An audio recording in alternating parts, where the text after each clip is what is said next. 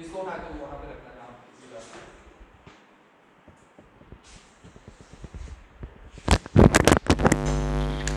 चलो बस बस बढ़िया।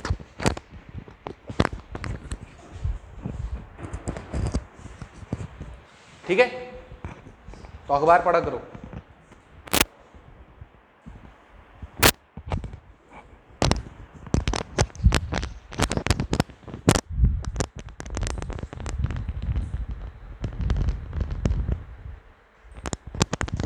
चलिए आप बताइए, लास्ट क्लास में कहाँ तक पढ़ लिया था? लास्ट क्लास में क्या क्या चीज़ें देखी थी? ये सारी चीज़ें देख ली थी हमने। ज़रा एक बार आप देखिए ज़रा इस बुक में क्या चीज़ बता रहा है आपको। कहाँ से देखना स्टार्ट किया था? यहाँ से स्टार्ट किया था, है ना? क्या क्या देखा था? ये टाइप्स देखे थे इसके, नेचुरल, मैन मेड, फिर सोर्स देखा था, फिर ये ट्री क्या है, फिर ये फ्लो चार्ट देखा था कैसे आपका एल्गल ब्लूम और यूट्रोफिकेशन हो रहा था, है ना? Agricultural run of, untreated sewage, ठीक है, ये सारी चीज़ें देखी थी। फिर कि न्यू स्पीशी का इन्वेजन होता है, टॉक्सिसिटी कैसे इंक्रीज होती है, कैसे वो हमारे यहाँ पर आ जाएगी, मतलब फूड चेन में आगे बढ़ेगी, तो कैसे बायोमैग्निफिकेशन भी हो सकती है। उसका एग्जाम्पल देखा था हमने, क्या होता था, जैसे शेलफिश, है ना? शेलफिश खाली हमने वो एग्जाम्पल भी पढ़ा था, ठीक है। और देखो कुछ मिटिगेशन के भी उसमें आपने मेथड देखे थे, जैसे राइपेरियन बफर, तो ये भी मैंने आपको बताया था राइपेरियन बफर कैसे काम करेगा, ठीक है। ठीक है, अगर आपके पास ये बुक नहीं है, बुक नहीं, अगर आपकी कितनी की आती है नई बुक? शंकर IAS की बुक नई कितने की आती है? 500 की है, 500 की है, 500 की है। अगर आपके पीछे आपके पियर जो दोस्त होते हैं, ठीक है, आपके कान में ये चीज़ डालें कि हम नहीं खरीदेंगे, ये बड़ी महंगी है, इसके बजाय हम दूसरी बुक से कर लेंगे, ये कर लेंगे, वो कर लेंगे, अगर आप उस दबाव में आ गए तो आप बोलना ठीक है, आप इसका PDF निकालो ऑनलाइन, जैसे मैंने निकाला है फ्री का, लेकिन इस बुक को पढ़ो। लक्ष्मीकांत का भाई है ये, आप समझो, ठीक है। आपको जैसे लक्ष्मीकांत पॉलिटी के लिए पढ़नी है, आप कोई और किसी चीज़ को हाथ लगाते हो लक्ष्मीकांत को छोड़ के, कि हम इंस्टीट्यूट के नोट से पढ़ेंगे लक्ष्मीकांत, हम वहाँ से पढ़ेंगे, नहीं पढ़ते। हर बंदा लक्ष्मीकांत पढ़ता है ना? वैसे इन्वायरमेंट के लिए शंकर IAS बहुत ज़्यादा इंपॉर्टेंट है, बहुत ही ज़्यादा इंपॉर्टेंट, अमृत है वो एकदम। आप उसका एक एक वर्ड पढ़ो, ठीक है, word by word, line by line उसको आप पढ़ो। और उसके बाद, इतना पढ़ने के बाद, जो जैसी ये न्यूज़ आ रही हैं जो, ठीक है, जो आपको 3-4 न्यूज़ आज बताई, ठीक है, उन न्यूज़ से उसको सप्लीमेंट करो। उसके बाद प्रीलिम्स होता है। प्रीलिम्स रिक्वायर मेहनत। अगर आप सोचते हो कोई आपके बिहाफ में मेहनत कर दे और आपको बस वो 3-4 वर्ड मिल जाएं जिससे एग्जाम हो, नहीं होगा। चीज़ें आसान की जा सकती हैं, हर बंदा मेहनत करता है चीज़ें आसान करने में स्टूडेंट के लिए, लेकिन आपको मेहनत करनी पड़ेगी खुद फिर भी, ठीक है, ठीक है। आपको बुक ना खोलनी पड़े लक्ष्मीकांत, इसके लिए आपके पास टीचर है, वो आपको पॉलिटी पढ़ाता है, ठीक है, ठीक है। आपको फिर भी समझ नहीं आती, आप यूट्यूब पे सर्च करते हो चीज़ें, उसने भी वही सेम चीज़, बस वो क्या होगा, उनके पास कोई कंटेंट वाला बंदा होता है तो वो बुक नहीं खोलते हैं, सीधा बुक के वर्ड उठा के वो नया स्लाइड बनाते हैं, जैसे पावर पॉइंट चलाते हैं ना, उसमें डाल देते हैं, तो वो स्लाइड हो, एक दो फोटो लगाई तो आपको लगता है ये टीचर बहुत अच्छा है, वो ऐसा कुछ नहीं है उसमें, ठीक है। समझ रहे हो? अभी मैं उतना काम नहीं कर सकता आपके लिए कि एक एक चीज़ के पीछे आप फोटो लगाऊँ, तो ठीक है, इकोनॉमी का टीचर हूँ ना, मुझे पीछे से सप्लाई ज़्यादा हो जाएगी तो मैं आपके लिए बढ़िया और कोई चीज़ कर सकता हूँ, ठीक है, ठीक है ना। अभी वहाँ पे वो भी सर इकोनॉमिक्स, उनको भी पता है, अभी क्लास में जनता ज़्यादा होगी तो वहाँ पे भी पैसा ज़्यादा होगा, तो मेरे पास भी पैसा ज़्यादा है, तो मैं भी आपके लिए कोई बढ़िया चीज़ कर दूंगा, ठीक है, ठीक है। पर अभी फिलहाल के लिए तो ये बहुत बढ़िया है। मुझे लग नहीं रहा किसी और यहाँ आगे पीछे इंस्टीट्यूट में प्रोजेक्टर पे पढ़ाते हैं, मैंने देखा आगे पीछे की क्लास, बोर्ड पे पढ़ाता है पुराना सा बुढ़ा सा सर, और मैं नीचे स्टूडेंट की जगह बैठा हूँ और मुझे कोई बूढ़ा टीचर पढ़ा रहा हूँ, मैं तो पढ़ूँ भी ना, ठीक है। अभी मैं ऐसे आपको बोलता हूँ कि आप, मैंने बोला ना कि जो आप हो मैं भी वही हूँ अभी, ठीक है। अभी यहाँ खड़ा हूँ तो आपका टीचर हूँ, घर में जाके मैं पढ़ाई करूँगा तो मैं भी स्टूडेंट हूँ, ठीक है। मेरे को कोई बुढ़ा सा टीचर दिखेगा ऐसे पढ़ा रहा होगा तो मैं तो सो जाऊँगा क्लास में, पढ़ूंगा ही नहीं, ठीक है। आपको ये एडवांटेज है कि मैं आपकी उम्र का ही हूँ, कितनों से तो मैं छोटा भी हूँ क्लास में, ठीक है, एक आध बंदे से छोटा भी हूँ मैं क्लास में, बैठते पीछे एक आध बंदे, उनके बराबर का हूँगा, छोटा भी हूँ, बराबर का हूँ, ठीक है। इतना आप मुझे ऐसा बूढ़ा, मैं तो हूँ ही ना बूढ़ा अभी तो यार, ठीक है, ठीक है। तो बुक को आप लो और बुक को पढ़ो, ठीक है। बुक को आपके लिए एक एक लाइन आपको पढ़ाई जा रही है बुक की, और मैं सारा नहीं पढ़ाऊंगा बुक से, ये स्टार्टिंग के 3-4 चैप्टर जो है वो आपको पढ़ने हैं बुक से, आप एक बार देख लो, बाद में उड़ा दूंगा पीछे वाला सारा, ठीक है। मिटिगेशन देखा आपने, रेड टाइड मिसनोमर क्या चीज होती थी वो भी आपने देखी है ना। मिसनोमर हमने क्या देखा था, क्या होता है?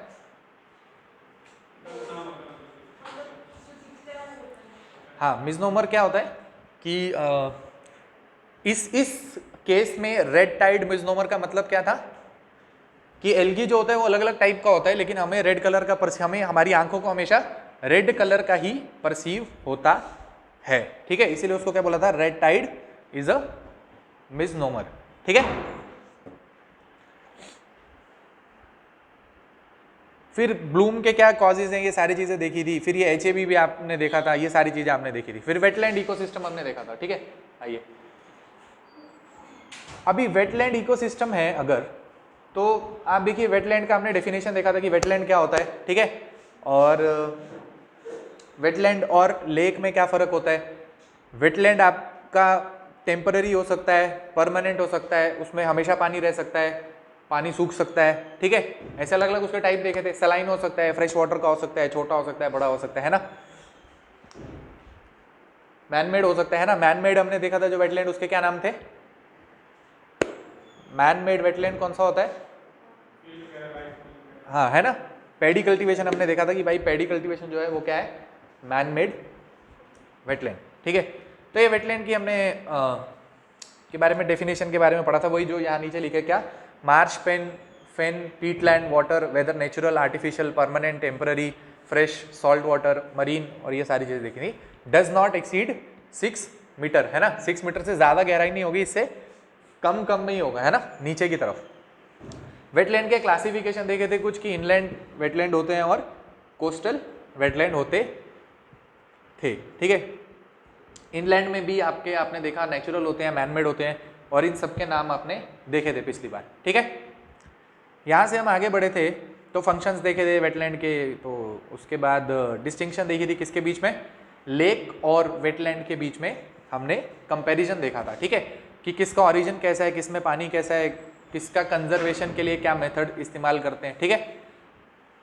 फिर इंडिया में कितने वेटलैंड है, ये सारी चीज़ें, तो ये पुराना डेटा इसीलिए मैंने आपको पढ़ के नहीं बताया, और उसको आप जो है देख सकते हैं, लेटेस्ट डेटा, ठीक है।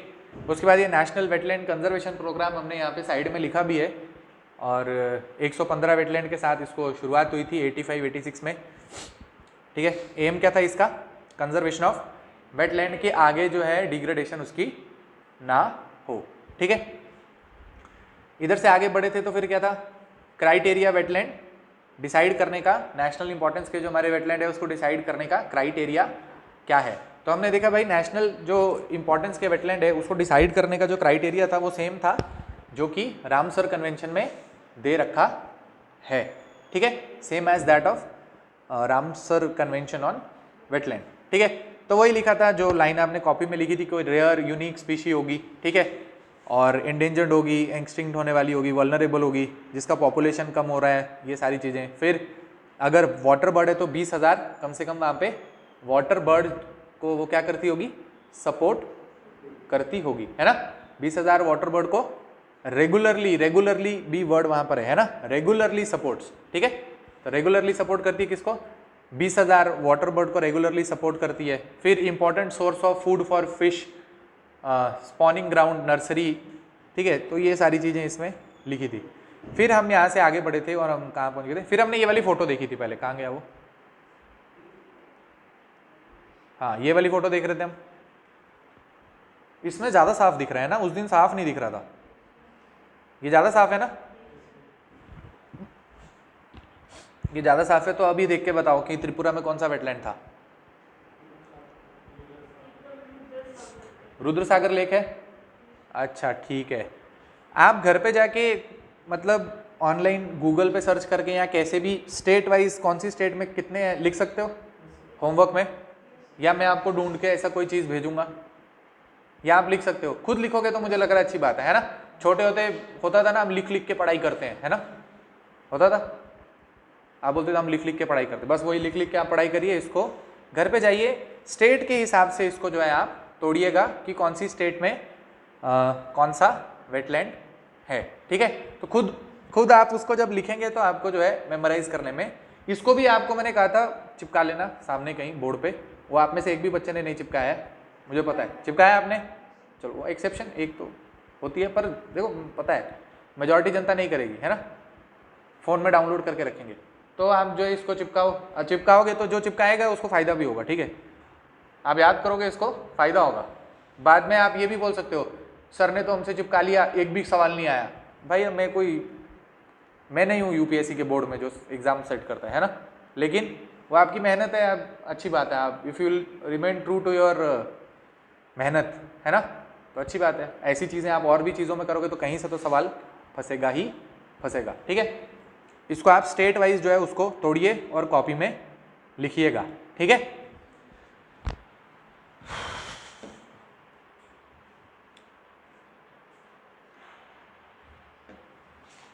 तो हमने एक बार ही शायद नाम देख ही लिए थे सबके, है ना, नाम हमने देखे थे लास्ट क्लास में।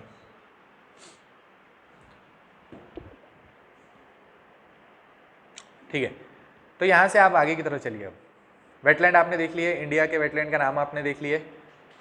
चलिए फिर यहाँ पर आगे आइए, इस चैप्टर को आज ख़त्म करना है, इसमें देखते हैं अब क्या बचा है, ठीक है। रामसर कन्वेंशन आपने देख लिया, रामसर रिकॉर्ड आपने देख लिया, रामसर के अंडर इंडिया की कौन कौन सी साइट्स हैं वो आपने देखी, नाम उसके देखने की कोशिश किए। आपने देखा टोटल इंडिया की कितनी साइट्स हैं रामसर कन्वेंशन के अंडर, 75 साइट्स हैं अंडर रामसर कन्वेंशन इंडिया में, ठीक है। उसके बाद आप नेक्स्ट चीज़ देखिए, वहाँ पर लिखा हुआ है मॉन्ट्रियक्स रिकॉर्ड, ठीक है। आप उधर मत देखो, उधर मत पढ़ो, आप सुनो बस, है ना। मॉन्ट्रियक्स रिकॉर्ड आपको क्या चीज़ बता रहे हैं कि भाई रामसर कन्वेंशन में तो आपकी कौन सी वेटलैंड को डाला था, जिनको क्या है, रामसर कन्वेंशन में आप जो वेटलैंड को डालते हो तब क्यों डालते हो, क्या होता है तब आप रामसर कन्वेंशन में डालते हो। आपने पीछे क्राइटेरिया देखे, है ना, आपने पीछे क्राइटेरिया देखे कि बहुत यूनिक है, ठीक है, किसी पर्टिकुलर इकोसिस्टम को सपोर्ट कर रही है, इतने बर्ड्स को सपोर्ट कर रही है, अलग टाइप की स्पीशीज है ना। तो अगर इतनी सारी चीजें थी तो आपने कहाँ डाल दिया था, रामसर साइट के अंदर। अब रामसर साइट के अंदर डालने से क्या हो रहा था, wetland of national importance type का वो बन गया, उसके ऊपर और मतलब सरकार जो है नॉर्मल वेटलैंड से रामसर वेटलैंड में थोड़ा ज़्यादा ध्यान उस पर देगी, कंजर्वेशन के मेथड पे थोड़ा ज़्यादा ध्यान देगी, ठीक है। और उसके बाद एकदम अगर आप बोलो कि आपका जो वेटलैंड है वो क्या हो गया, डिग्रेड हो चुका है, एकदम बुरी हालत हो गई है, जिसको बहुत ही ज़्यादा अब किसकी ज़रूरत है, कंजर्वेशन की ज़रूरत है, सरकार के और ज़्यादा एफर्ट की ज़रूरत है, उन सबको हम उठा के कहाँ डालते थे, मॉन्ट्रियक्स रिकॉर्ड के अंदर, ठीक है। ठीक बात है।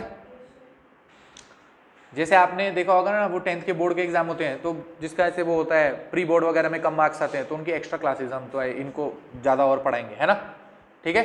कुछ होते हैं जो बढ़िया एकदम मस्त मार्क्स आ रहे हैं, वो नहीं आते एक्स्ट्रा क्लास में, है ना, ठीक है। वो आप क्या बन गए, रामसर साइट, है ना।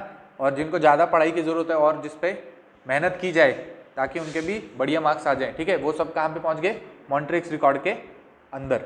अब मॉन्ट्रियक्स रिकॉर्ड में आपके जो है 3 साइट होती थी, ठीक है। सबसे पहली जो साइट इसमें ऐड की गई वो कौन सी थी, चिलिका लेक, जो कि कहाँ पर है, उड़ीसा के अंदर, ठीक है। तो उड़ीसा के अंदर आपकी चिलिका लेक है, जिसमें बहुत ज़्यादा सिल्टेशन हो गई थी, डिग्रेडेशन हो गया था उसका बहुत ज़्यादा, वहाँ की जो बायोडाइवर्सिटी वो इफेक्ट हो गई थी, इकोसिस्टम बर्बाद हो रहा था, ठीक है। तो उसको उठा के किस में डाला, मॉन्ट्रियक्स रिकॉर्ड के अंदर। उसके बाद कंजर्वेशन जब बहुत ज़्यादा उस पर एफर्ट्स किए गए कंजर्वेशन के, तो धीरे धीरे करके जो था उसमें आपको इम्प्रूवमेंट देखने को मिलेगी, ठीक है। जब आप कंजर्वेशन उसका करेंगे तो इंप्रूवमेंट देखने को मिलेगी, ठीक है। आपने डिसिल्टेशन वगैरह की, वहाँ पे उसके इकोसिस्टम को बराबर बनाया, ठीक है। तो धीरे धीरे करके चिलिका जो लेक थी उसको मॉन्ट्रियक्स रिकॉर्ड में से बाहर निकाल दिया। बात यहाँ तक एक बात हो गई। दूसरा, फिर आज के टाइम पे इसमें कौन कौन सा जो इंडिया की साइट है वो है इसमें, तो आपको पता है 2 साइट है, एक का नाम क्या है, लोकटक लेक, जो कि कहाँ पर है, आपकी मणिपुर के अंदर है, और दूसरी आपकी कौन सी है, केवलादियो नेशनल पार्क, जो कि आपको कहाँ है, राजस्थान के अंदर। क्या इतनी इन्फॉर्मेशन काफ़ी है सर? हाँ, इतनी इन्फॉर्मेशन काफ़ी है। उसके बाद इसमें अंग्रेजी में नई नई चीज़ें लिखी होंगी तो उसको भी हम एक बारी देखते हैं, ठीक है। Montreux record is the principal tool under the Ramsar convention, is a register of the wetland site on the list of, बस ठीक है। It highlight those site where adverse change in ecological character have occurred, are occurring or likely to occur as a result of technological development, pollution, human interference, which are therefore need priority conservation attention. ठीक है, अब उसके नीचे देखिए एक line लिखा है, it is maintained as part of Ramsar site. ठीक है, अब ये चीज होती है जो काम की है ना। अब आपको कोई एमसीक्यू आ गया और वहां पे लिखा है Montreux record is a part of Ramsar site, तो आप फिर दूसरी कोई स्टेटमेंट आ गई, तीसरी स्टेटमेंट आ गई। ठीक है, तो वहां पर आप क्या लिखोगे कि Montreux record is a part of Ramsar site. ठीक है, तो इतनी छोटी सी लाइन जो है उसको आप कॉपी में लिख लीजिए। ठीक है,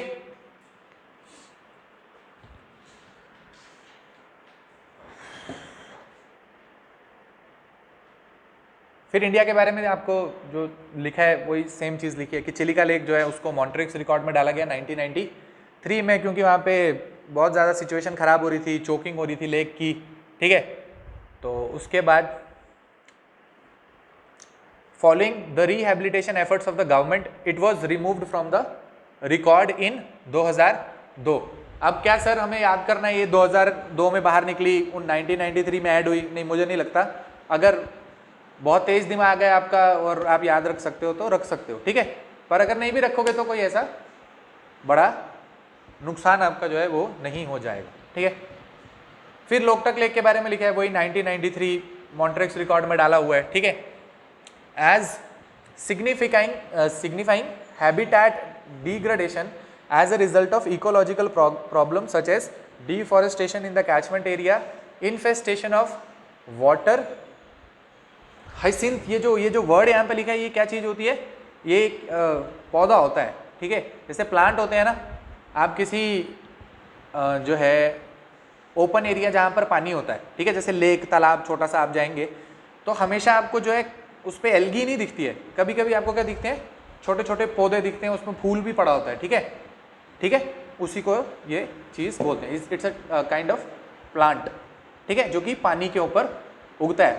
बहुत सारे पौधे होते हैं ना जिनको मिट्टी की जरूरत नहीं होती है, पानी के ऊपर भी उगते हैं, होते हैं। लोटस आपका उगता है पानी के ऊपर, है ना। सेम मेथड पे चलने वाले जो होते हैं उसके बारे में लिखा है। ठीक है, फिर लिखा है क्योलाडियो नेशनल पार्क जो कि राजस्थान में था, और उसी के बारे में लिखा है कि उसको यहाँ पर डाला गया। नीचे एक लास्ट लाइन लिखी है, Loktak lake and Keoladeo national park are the only 2 Montreux record sites in India. खत्म, स्टोरी खत्म। यहाँ से आपको जो है आगे बढ़ना है। ठीक है, फिर कुछ एस्चुरी इकोसिस्टम के बारे में लिखा है। अभी ये हम एक्चुअल में जो चैप्टर पढ़ रहे हैं उसका नाम क्या है? जो चैप्टर पढ़ रहे हैं उसका नाम क्या था? एक्वेटिक इकोसिस्टम, है ना। एक्वेटिक इकोसिस्टम में सबसे पहले हमने क्या चीज पढ़ी? एक्वेटिक इकोसिस्टम में सबसे पहले हमने चीज क्या पढ़ी? टाइप ऑफ ऑर्गेनिज्म पढ़े भाई, कि कौन से होते हैं। बाउंड्री पर रहता है तो उसको क्या बोलते हैं, है ना, पढ़ा ना। फिर बॉटम में रहता है तो क्या पढ़ा, है ना। फिर देखा भाई पानी जो एक्चुअल में होगा सॉल्ट के हिसाब से जो है किस हिसाब में डिवाइड हो जाता होगा, है ना। पानी ज़्यादा मतलब सॉल्ट ज़्यादा तो आप बोलोगे मरीन, सॉल्ट थोड़ा कम तो क्या बोलोगे? ब्रैकिश, सॉल्ट एकदम नहीं तो आप क्या बोलोगे? फ्रेश वाटर हो गया। ठीक है, यहाँ तक पढ़ा। धीरे धीरे करके इकोसिस्टम में आगे पहुंचे तो क्या देखा हमने? लेक, वेटलैंड कैसे होते हैं, है ना। फिर मॉन्ट्रिक्स रिकॉर्ड देखा। अब वहां से हम आगे पहुंच गए तो अलग अलग टाइप जो होती है एक्वेटिक इकोसिस्टम की, उसमें नेक्स्ट चीज क्या आ रही है? Estuary ecosystem. ठीक है, अब आपको पता है एस्चुरी होती क्या है? एस्चुरी वो जगह होती है जहाँ पे आपकी नदी जो है वो किसके साथ टच करती है? किसी समंदर के साथ। ठीक है, जब आपकी कोई नदी जो है वो समंदर के साथ जहाँ पर टच करती है उस जगह पे जो चीज़ डेवलप होती है, जोग्राफिकल चीज़ जो वहाँ पर डेवलप होती है उसको हम क्या बोलते हैं? एस्चुरी, है ना। फिर जोग्राफी में हमने पढ़ रखे है कि भाई एस्चुरी इंडिया में कहाँ डेवलप होती है और डेल्टा इंडिया में कहाँ डेवलप होता है ना। तो हमें पता है कि भाई डेल्टा जो होते हैं इंडिया में कहाँ पे डेवलप होते हैं? ईस्टर्न साइड में, है ना। और एस्चुरी इंडिया में कहाँ डेवलप होती थी? वेस्टर्न साइड में। अभी एस्चुरी वेस्टर्न साइड में क्यों डेवलप होती है और डेल्टा ईस्टर्न साइड में क्यों डेवलप होता है, उसके पीछे क्या वजह थी वो भी आपको मेरे को लगता है पता होगी, है ना। पता ही है आपको, ज्योग्राफी में हमने देखा है। एक एक्स्ट्रा चीज़ आपको और पता है डेल्टा और एस्चुरी में एक डिफरेंस, कि जो डेल्टा होता है वो दिखने में कैसा लगता है आपको? डेल्टा जब आप देखेंगे तो क्या होता है? फैन शेप्ड होती है उसकी, है ना, बहुत ज़्यादा जो है सेडिमेंट जो है रिवर लेकर आती है और डेल्टा के एकदम माउथ के ऊपर जाके रख देती है। तो आपको डेल्टा जहाँ पर भी दिखेगा उसमें क्या होता है, बहुत ज़्यादा सेडिमेंट जो होते हैं वो होते हैं। आप उधर बुक को मत देखो, आप बुक को देखते रहते हो। ये फोटो लगाऊंगा मैं, बुक को क्यों देख रहे हो आप घर पे नहीं देख सकते बुक को, फिर आप बोलते हो घर में तो टाइम नहीं है, इधर आप बुक को देखे जा रहे हो। भाई मैं जो बोल रहा हूँ वो सुनो, बुक में लिखा है सब, बुक यहाँ पे लिखा है डेल्टा और एस्चुरी के बारे में, नहीं लिखा तो मैं बता रहा हूँ सुनो। डेल्टा आपको पता है और एस्चुरी में डिफरेंस पता है ना। हम जब ये डिफरेंस देखते हैं कि एस्चुरी कैसे बनती है, डेल्टा कैसे बनता है, तो उसके बहुत सारे पॉइंट होते हैं, है ना। उसमें एक पॉइंट ये भी होता है ना कि भाई डेल्टा को बनाने वाली जो रिवर होती है वो बड़ी दूर से आती है, बड़ी लंबी होती है, उसके अंदर बहुत सारा सेडिमेंट होता है ना। इसीलिए जितना ज़्यादा सेडिमेंट जहाँ पर इकट्ठा होता है वहाँ पर क्या बनता था, डेल्टा बनता है। अब ईस्टर्न साइड में, ये वेस्टर्न साइड वाली जो जाने वाली जो रिवर होती हैं वो दो ही होती हैं। कौन सी, मतलब मेन दो होती हैं। ऐसे तो हमने बहुत सारे के नाम देखे थे, है ना। केरला में बहुत सारी देखी थी, गोवा में देखी थी, मांडोवी रिवर देखी थी, श्रावस्ती रिवर देखी थी जहाँ पर जॉग वाटरफॉल थे, है ना। तो जैसे हम नर्मदा और तापी को लेके चलते हैं, ठीक है, बड़ी बड़ी रिवर। अब वो एक तो आती हैं, एक तो क्या है उसमें वॉल्यूम कम है, दूसरा नज़दीक से आती है ना। गंगा और यमुना के हिसाब से तो नर्मदा और तापी तो शॉर्ट डिस्टेंस ट्रेवल करती है ना। शॉर्ट डिस्टेंस ट्रेवल करेंगी तो सेडिमेंट भी उसके अंदर कम होगा, है ना। तो ये सारी चीज़ें आपने ज्योग्राफी में देखी है ना। उस हिसाब से आपको जो है ये बता रहा है, ठीक है, एस्चुरी इको सिस्टम। अभी एस्चुरी जो है एक तो उसमें सेडिमेंट जो है वो क्या है, कम है, ठीक है। अब वो समंदर के साथ जब भी टच करती है, वेव एक्शन जब भी होगा तो वहाँ पर आपको सेडिमेंट जो है वो दिखेगा नहीं। क्यों, थोड़ा सा ही होता है, वेव एक्शन से आगे पीछे बिखर जाता है, वहाँ पर आपको दिखेगा नहीं सेडिमेंट, ठीक है। लेकिन क्योंकि डेल्टा जो होता है वो बहुत बड़ा होता है, वहाँ सेडिमेंट रिवर जो है काफ़ी ज़्यादा लेकर आती है, इसलिए डेल्टा का आपको वैसा बड़ा शेप जो है वो दिखता है, ठीक है। ज़रा अब आइए आप यहाँ पर देख लेना, आप जो भी घर पर जाके इसको लिखा है वही। Estuary are located where the river meet the sea. Estuary are water body where the flow of fresh water from river mixes with salt water transported by tide. वही जो चीज़ आपको बताई वही सब चीज़ लिखी है, ठीक है। फिर उसमें आपको एक सैलिनिटी के बारे में बता रहा है, ठीक है। बता रहा है the complete salinity range from 0 to 35 ppt is seen from head river का एंड टू द माउथ सी का एंड ऑफ एन एस्चुरी, ठीक है। अब एस्चुरी जहां पर भी होगी उसका एक हिस्सा होगा जो कि कहां पर होगा, रिवर वाली साइड पे, एक हिस्सा होगा उसका कहां पर होगा, समंदर वाली साइड पे, ठीक है। तो वो वही बताना चाह रहा है कि भाई उन दोनों के बीच में आपको 0 से लेकर 35 ppt के बीच के रेंज का सैलिनिटी देखने को मिलेगी, ठीक है। पक्का, ठीक है, आप ही को बोल रहा हूं, ठीक है, ठीक है। चलिए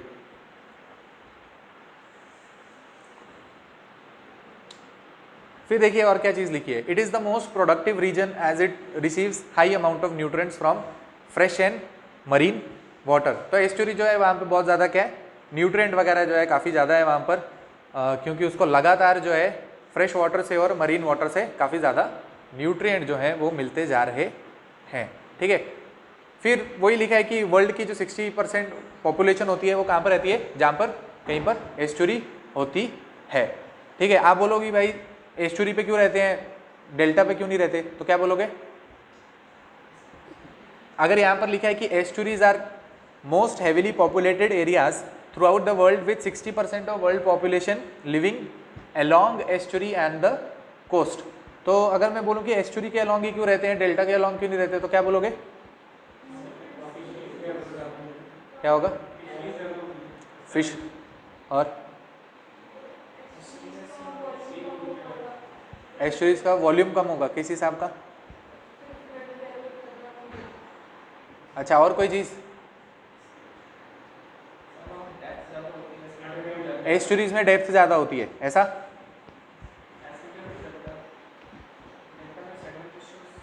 हाँ है ना, डेल्टा में क्या सेडिमेंटेशन हो जाएगी ना, मेन एक तो बड़ी बात यही है, डेल्टा में क्या होता रहेगा, सेडिमेंटेशन होती रहेगी, इधर सेडिमेंटेशन नहीं होगा, है ना। पहली चीज बनाने के लिए तो पहली आप देखोगे ना, जगह देखोगे ना पहले तो पहली बात, पहला पॉइंट वो।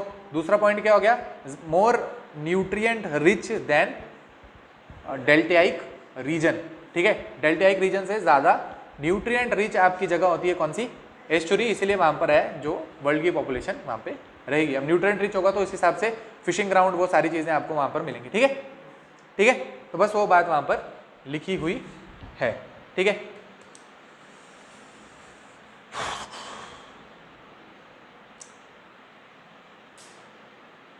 वही सारी चीज़ें लिखी हैं। बैंक ऑफ एस्चुरी जो है ह्यूमन सेटलमेंट के लिए बहुत ज़्यादा बढ़िया चीज़ है, बहुत ज़्यादा हाईली प्रोडक्टिव जगहें हैं।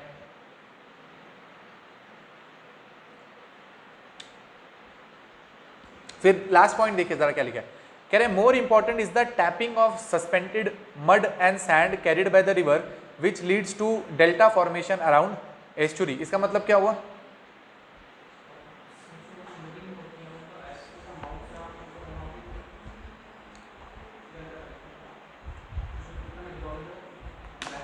ट्रैपिंग ऑफ सस्पेंडेड मड का मतलब क्या हुआ? इकट्ठा हो जाता है ना। ये इसमें कुछ है नहीं समझाने वाला, ये तो क्या इंग्लिश लिखी है। ठीक है, आगे आप देखिए क्या लिखा है, life in a estuary. Estuary में कैसी लाइफ है, तो वही पहले बताया कि भाई किस हिसाब की आपकी एस्चुरी है। ठीक है, only certain types of plants and animal specially adapted to the brackish estuarine water flourish in estuary. मतलब एस्चुरी में कौन से फ्लोरा और फौना आपको दिखेंगे जो कि क्या होंगे, किसी ब्रैकिश वाटर में जो है सर्वाइव होते होंगे। ठीक है, अब ऐसा क्यों है? क्योंकि अगर ये पॉइंट लिखा है कि एस्चुरी में सिर्फ वही प्लांट और एनिमल सर्वाइव करेंगे जो कि ब्रैकिश वाटर में सर्वाइव हो सकते हैं, ऐसा क्यों है? क्योंकि ऊपर पड़ा ना 0 से 35 पीपीडी की सैलिनिटी है ना, खत्म होगी बात। बस इतना सा, और कुछ नहीं है इसमें ज़्यादा सोचना है ना। ठीक है, फिर नीचे देखिए जरा क्या लिखा है, estuaries are home to all kind of terrestrial or land based plants and animals such as wood stork, pelican, coniferous, deciduous trees, butterfly.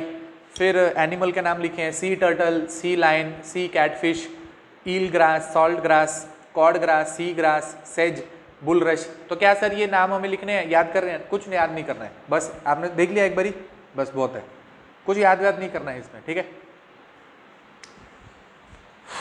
फिर एस्चुरी का क्या बेनिफिट है, तो ग्राउंड वाटर रिचार्ज करेगा, हैबिटेट देगा नए प्लांट्स और एनिमल को, बायोलॉजिकल प्रोडक्टिविटी बढ़ाएगा, सोशल बेनिफिट है उसके। सोशल बेनिफिट आपने देखा क्यों, पॉपुलेशन वहाँ पे इतनी सारी रह रही है ना। फिर और क्या, रिक्रिएशनल वैल्यू। रिक्रिएशनल वैल्यू कैसे देगा? रिक्रिएशन का मतलब क्या होता है, आपने कोई रिक्रिएशनल एक्टिविटी की है ना, हम क्या बोलते हैं, कोई रिक्रिएशनल एक्टिविटी, मतलब क्या होता है उसका, कुछ ऐसे खेल कूद किया आपने है ना, यही मतलब है। तो रिक्रिएशनल एक्टिविटी की मतलब कोई रिक्रिएशनल वैल्यू, मतलब एस्चुरी के अराउंड जो है आप कुछ ऐसा बनाओगे। ठीक है, वहाँ पर जैसे बीच होता है ना, बीच पे आप खेलते कूदते हो है ना, तो एस्चुरी जैसे जहाँ पर लोग रह रहे हैं, ह्यूमन सेटलमेंट है, ठीक है, वहाँ पर आप कोई ऐसी रिक्रिएशन वाली जो एक्टिविटी है वो उसको आप करो। फिर इकोनॉमिक बेनिफिट है, कमर्शियल फिशिंग कर सकते हो, पोर्ट्स बन सकते हैं, हार्बर बन सकते हैं, टूरिज्म हो गया, एग्रीकल्चर हो गया, और लास्ट क्या है, स्टॉर्म और इरोजन प्रोटेक्शन। अब ये कैसे हो सकता है, स्टॉर्म और इरोजन प्रोटेक्शन? स्टॉर्म और इरोजन प्रोटेक्शन कैसे दे सकता है एस्चुरी?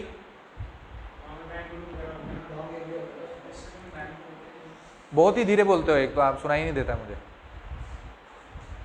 अगर कोई एस्चुरी है तो वो कैसे ये स्टॉर्म और इरोजन से कैसे प्रोटेक्शन दे सकती है एस्चुरी, बताइए। इरोजन से कैसे प्रोटेक्शन दे पाएगी एस्चुरी, कैसे?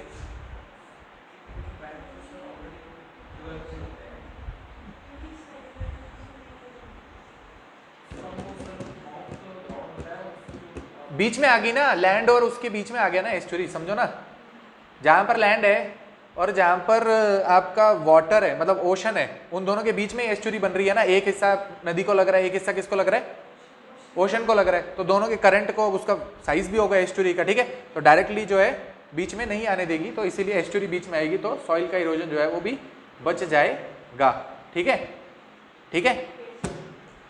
फिर इंडिया के एस्चुरी के बारे में लिखा है भाई, यहाँ पे 14 मेजर एस्चुरी हैं, 44 मीडियम, 162 माइनर, सारी चीज़ें लिखी हैं। फिर मेजर एस्चुरी आपको क्या बता रहा है, कहाँ पर है, बे ऑफ बंगाल में है, major estuaries occur in Bay of Bengal. ठीक है, जबकि most of India's estuaries occur on the eastern coast, है ना, ये भी हमने पढ़ लिया। तो इसमें कुछ है पढ़ने वाला, कुछ भी नहीं है काम का, आगे बढ़ेंगे धीरे धीरे।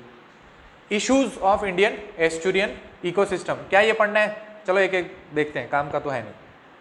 वाटर के फ्लो का उसमें दिक्कत है, change in water flow in various estuary इधर फार इन एक्सर और मच लोअर देन रिक्वायर्ड। फालतू चीज लिखी है। क्या कह रहा है भाई, आपकी जहां पर भी एस्चुरी बन रही है वहां पर क्या दिक्कत है कि वाटर के फ्लो का दिक्कत है। क्यों? आपने खुद ही देखा भाई, वो आपकी जो एस्चुरी बन रही है वो कि कहाँ बन रही है? ईस्टर्न साइड पे नहीं, वेस्टर्न साइड पे बन रही है। क्या लिखा था?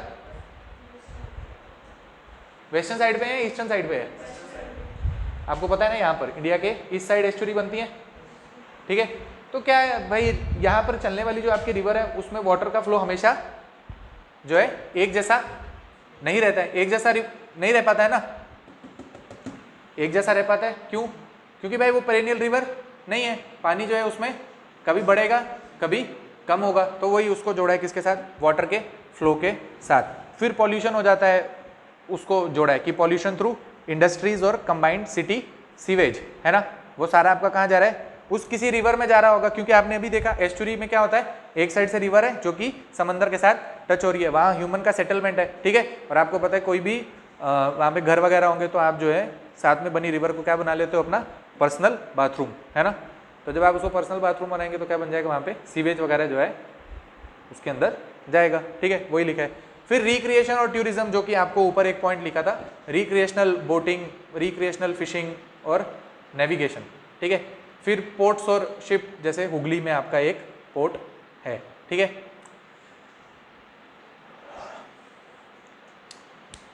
फिर इसके लैंड यूज के बारे में लिखा है, ठीक है। जैसे क्या लिखा है? Expansion of urban and rural settlement, for example Hooghly, Krishna, Kaveri और पुलिकेट, ठीक है।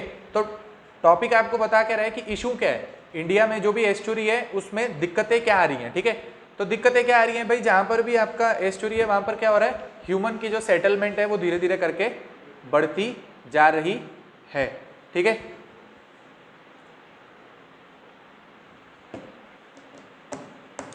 आपको एक और चीज बताता हूं, एक और चीज में आप जो है कंफ्यूज हो सकते हो। सुनो,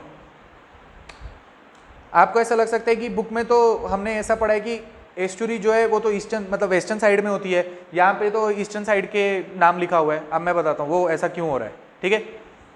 ऐसा आपके दिमाग में आ रहा है, आपके दिमाग में ऐसा आ रहा है कि भाई अभी तो हमने तो हमेशा पढ़ा कि एस्चुरी जो है वो तो वेस्टर्न साइड में होती है, नर्मदा तापी बना रही है। यहाँ पे तो ये डेल्टा वाले रीजन है, जो नाम आपने बता रहे हो सर, कौन कौन सा? हुगली, कृष्णा, कावेरी और पुलिकट, है ना। तो एस्चुरी और डेल्टा में आप मानो कि ऐसा कोई बहुत बड़ा डिफरेंस नहीं है कि भाई ये यहाँ पर बनेगा, ये यहाँ पर बनेगा। अब जिस हिसाब, जैसे मानो कोई रिवर आ रही है, ठीक है, अगर रिवर जहाँ पर आ रही है, अब डेल्टा भी कहाँ बनता है? जहाँ पे रिवर किसके साथ मिलती है? ओशन के साथ। एस्चुरी भी कहाँ बनती है? जहाँ पर रिवर किसके साथ मिलती है? ओशन के साथ। अभी मानो एक बहुत बड़ी रिवर है जो कि ओशन के साथ टच कर रही है, ठीक है। अभी उसका कोई एक ऐसा हिस्सा जहां पर बहुत ज्यादा सेडिमेंट इकट्ठा होता जाता है, तो हम उस एरिया को क्या बोल देंगे? उस वहां पे डेल्टा बन गया। और जिस साइड मानो कि वेव का एक्शन है और वहां पे सेडिमेंट को वो इकट्ठा नहीं होने दे रहा है, ठीक है, उतने से एरिया को हम क्या बोल देंगे? एस्चुरी बन गई।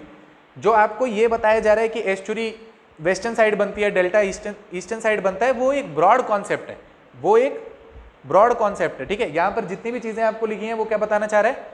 एस्चुरियन पार्ट ऑफ डेल्टा, इसको हम ज्योग्राफी में क्या बोलते हैं? एस्चुरियन पार्ट ऑफ डेल्टा। पहले बताइए आप, ये चीज आपको समझ आई कि नहीं? अगर नहीं आई तो मैं फोटो बना के समझाऊंगा। बताओ बताऊं बताऊं?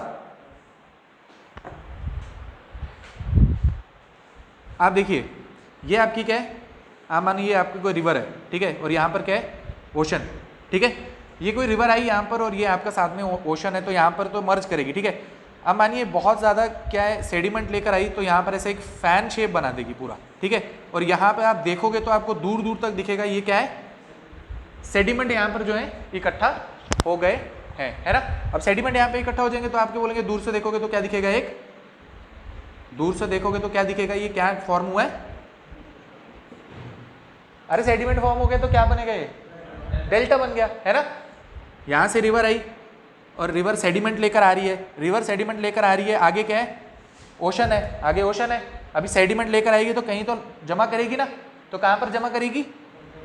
जहां पर समंदर आएगा, समंदर का जो बीच होता है वाला एरिया, आप बोलो ना, जहां पे लैंड आ गया, ठीक है, आगे आपकी रिवर खत्म हो रही है तो वहां पर क्या बना देगी, सेडिमेंट को डिपॉजिट करेगी, क्या बनेगा, डेल्टा, है ना। अभी मानो वेव एक्शन, अब यहां पर आपको पता है क्या चलते रहेंगे, ओशन से क्या चलेगा, हाई टाइड और लो टाइड, वेव का एक्शन तो होता ही रहेगा, है ना, वेव का एक्शन होता रहेगा। अभी मानो किसी एरिया में जो है सेडिमेंट को इकट्ठा नहीं होने दे रहा है, पानी जो आ रहा है, जैसे ही सेडिमेंट आता है वेव एक्शन चलता है और पानी को यहाँ से, मतलब सेडिमेंट को यहाँ से हटाता रहता है, ठीक है। तो उतने से पार्ट को हम बोलेंगे छोटी सी जगह में क्या डेवलप हो गया, एस्चुरी, है ना। बात समझ आई, बात समझ आई। किसी बड़े डेल्टा में से छोटी सी एस्चुरी बन सकती है, बात समझ आई। ये कहने का वो जो है इस फोटो में आपको ये चीज बता रहा है, ठीक है, ठीक है, हाँ लिख लो, लिखना है तो। डेल्टा बहुत ज्यादा बड़ा होता है, एस्चुरी तो बहुत छोटी होती है। आप देखो ना, बड़े डेल्टा में से एक छोटी सी एस्चुरी निकल रही है,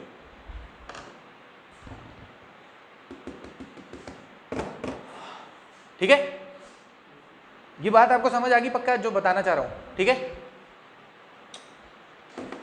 इसीलिए क्योंकि मैंने जब ऊपर वो पढ़ लिया जहां पर लिखा था हुगली, कृष्णा, कावेरी, पुलिकट, तो मुझे लगा शायद आपको ऐसा लग सकता है, अभी आपने बोला सर कि इस साइड पे तो डेल्टा बनता है, ठीक है, ठीक बात है। इसलिए मैंने जो है ये वाली चीज आपको बता दी, ठीक है। फिर लिख रहा है भाई माइनिंग हो रही है इंडस्ट्री की, एग्रीकल्चर आप कर रहे हैं, फिर डंपिंग ऑफ सॉलिड वेस्ट, इन सब वजहों से जो है इंडिया की जो एस्चुरीज हैं उसको नुकसान हो रहा है, ठीक है। फिर कह रहे हैं कमर्शियल फिशिंग कर रहे हैं और क्या कर रहे हैं, एक्वाकल्चर। इस एरिया में क्योंकि आपको पता है न्यूट्रिएंट रिच है, काफ़ी ज़्यादा फिशेज आपको यहाँ पर दिखेंगी, ठीक है। और आपने इतनी ज़्यादा ह्यूमन सेटलमेंट यहाँ पे कर दी है, तो उस हिसाब से अब जो है आप ओवर एक्सप्लॉयटेशन करेंगे, ठीक है। किसका, over exploitation of target fish stock due to increased demand. अब इस जगह पे क्योंकि आपकी फिश की पॉपुलेशन बहुत ज़्यादा है और इंडिया में लोग भी जो है फिश खाने के अब दिन ब दिन शौकीन होते जा रहे हैं, ठीक है। तो डिमांड बढ़ेगी तो ओवर एक्सप्लॉयटेशन होगा, तो एस्चुरी के ऊपर काफ़ी ज़्यादा दबाव पड़ेगा, है ना। वही सारी यहाँ पे चीज़ें जो है लिखी गई हैं, ठीक है। नीचे लिखा है polluting the environment through feeding of stocked fish and prawn in Chilika. अब वो स्पेसिफिक कर रहा है कि चिलिका में क्या है, पुलिकट में क्या है, तो एक एक करके एक एक चीज़ वहाँ पर जो है लिख रहा है। इसको आप पढ़ सकते हो, इसमें कोई भी समझाने वाली है एज सच कोई चीज़ नहीं है, ठीक है। और क्लाइमेट चेंज की वजह से जो है आपके एस्चुरी को कैसे फर्क पड़ रहा है, क्या कह रहे हैं, submergence of the catchment area due to rise in water level, for example all major Indian estuary. वो क्या कह रहे हैं, submergence of the catchment area. Catchment area क्या होता था, वो कह रहे हैं अगर समंदर का पानी जो है वो क्या करे, बहुत ज्यादा राइज कर जाए, ठीक है। समंदर का पानी क्या करे, बहुत ज्यादा राइज कर जाए, उसकी वजह से भी जो है आपकी एस्चुरी जो है उसको दिक्कत होगी, ठीक है। और क्या लिख रहा है, change in biodiversity profile affecting the production and productivity of all the Indian major estuary, ठीक है। तो ये एस्चुरी के बारे में 2-3 चीजें थी, क्या ये काम की है, हमें एक चीज देखनी है, वो पुलिकट में क्या हो रहा है, चिलिका में क्या हो रहा है, कुछ नहीं देखना है, कुछ भी नहीं देखना है। आपसे कोई पूछे कि क्या ये टॉपिक इधर होना चाहिए था, इन्वायरमेंट में होना भी नहीं चाहिए था, है ही नहीं, काम का नहीं है। आपको सिर्फ एस्चुरी के बारे में क्या पता होना चाहिए भाई, कोई एक एस्चुरी ऐसी कोई जगह होती है जहाँ पर क्या होता है, जहाँ पर कोई रिवर जो होती है किसके साथ मीट करती है, सी के साथ, ओशन के साथ एक जगह जो है वो मीट करती है, ठीक है। एक और एक्स्ट्रा चीज़ हमें क्या पता चली कि भाई जो एस्चुरी होती है वो क्या होती है, ब्रैकिश होती है। एस्चुरी क्या होती है, ब्रैकिश होती है। 0 to 35 ppt का वहाँ पर सैलिनिटी होती है, उस हिसाब के वहाँ पे प्लांट्स और एनिमल्स होते होंगे। इसके ज़्यादा आप, और वहाँ पर क्या है, ह्यूमन सेटलमेंट जो है वो बहुत ज़्यादा है। 60% ऑफ द वर्ल्ड जो पॉपुलेशन है कहाँ पे रहती है, अराउंड एस्चुरी, ठीक है। इसको छोड़ के जो भी यहाँ पर एक्स्ट्रा चीज़ लिखी हुई थी हमारे लिए काम की नहीं है, ठीक है। अब उसमें दिक्कत हो रही है तो वो आपको बताया मैंने, 3-4 पॉइंट आप लिखो, हर चीज़ में वही है, पॉल्यूशन हो गया, ओवर एक्सप्लॉयटेशन हो गई, इंक्रोचमेंट कर दिया, सॉलिड वेस्ट नहीं आपने उसमें डाल दिया, वही सेम चीज़ है, हर चीज़ में वही है। एनवायरनमेंट का ग्रेवी सेम, ठीक है, ग्रेवी सेम है, उसमें अब आप पनीर डालो, जो मर्जी डालो, डिश बन जाएगी, ठीक है। ग्रेवी सेम, वो आपको एक ही चीज़ लिखनी है बार बार, ठीक है, ठीक है। तो नेक्स्ट चीज़ आपकी क्या आ गई, मैनग्रूव। अभी मैनग्रूव हमने स्टार्ट में जब ये कोर्स स्टार्ट किया था, ठीक है। तो मैनग्रूव हमने जब देखा था तो हमने क्या बोला था, मैनग्रूव क्या होता है, इकोटोन होता है। मैनग्रूव क्या है, इकोटोन, मतलब क्या है, टेरेस्ट्रियल इकोसिस्टम और एक्वेटिक इकोसिस्टम के बीच की जगह, है ना, ठीक है। अभी अगर आप भूल रहे हो और आपको ऐसा लग रहा है तो हम वापस से मैनग्रूव की फोटो जो है यहाँ पर खोलेंगे। यहाँ पे लिखा है मैनग्रूव फॉरेस्ट। इस फोटो को 2-3 बार देखते हैं, ज़रा देखते हैं कि हमें क्या दिख रहा है इससे। कौन सी फोटो खोलें, जरा ये वाली फोटो खोलते हैं। चलिए, ये आपको दिख रहा है, ये क्या है, मैनग्रूव फॉरेस्ट, ठीक है। ये क्या है, मैनग्रूव फॉरेस्ट। अभी क्या बताया था मैनग्रूव के बारे में, क्या है भाई, ट्रांजिशनल जोन। मैनग्रूव क्या है, ट्रांजिशनल जोन है between terrestrial ecosystem and aquatic ecosystem. अभी मैनग्रूव इंडिया में अलग अलग जगह पे आपको मिलेंगे, लेकिन मोस्ट इंपॉर्टेंट जब हम पढ़ते हैं तो क्या बोलते हैं, सुंदरबन जो है वो एक लार्ज मैनग्रूव जो है इंडिया में है, ठीक है। फिर मैनग्रूव की और क्या खासियत पढ़ी थी हमने, भाई मैनग्रूव क्योंकि इकोटोन में है तो इकोटोन में क्या होता था, एज इफेक्ट होता था। उसकी वजह से कोई एक स्पेसिफिक स्पीशी होगी प्लांट की, एनिमल की, जो आपको इस जगह पे बहुत ज़्यादा दिखेगी, उसी को हम बोलते थे एज इफेक्ट, ठीक है। तो यहाँ पर आपको पर्टिकुलर टाइप के ट्रीज मिलेंगे जो कि इस मैनग्रूव वाले इकोसिस्टम में अडेप्ट हो चुके हैं। क्योंकि नॉर्मल आप कोई भी फॉरेस्ट देखोगे तो आपको ऐसा कोई पेड़ नहीं दिखता है। यहाँ पर आपको पेड़ दिख रहा है जो कि जिसकी रूट्स आपको देखो ऐसे बाहर निकली हुई दिख रही है ना, पानी में से बाहर निकली हुई दिख रही है। अभी एक आध और फोटो देखेंगे तो वहां देखेंगे हम ऊपर से भी होते हैं ना, ऐसा नीचे लटक रहे होते हैं, उसको क्या बोलते हैं, होता है ना, देखा है आपने, पेड़ के ऊपर से वो लटकते रहते हैं ना, क्या बोलते हैं उसको, क्या चीज, अभी देखते हैं, रुकिए रुकिए,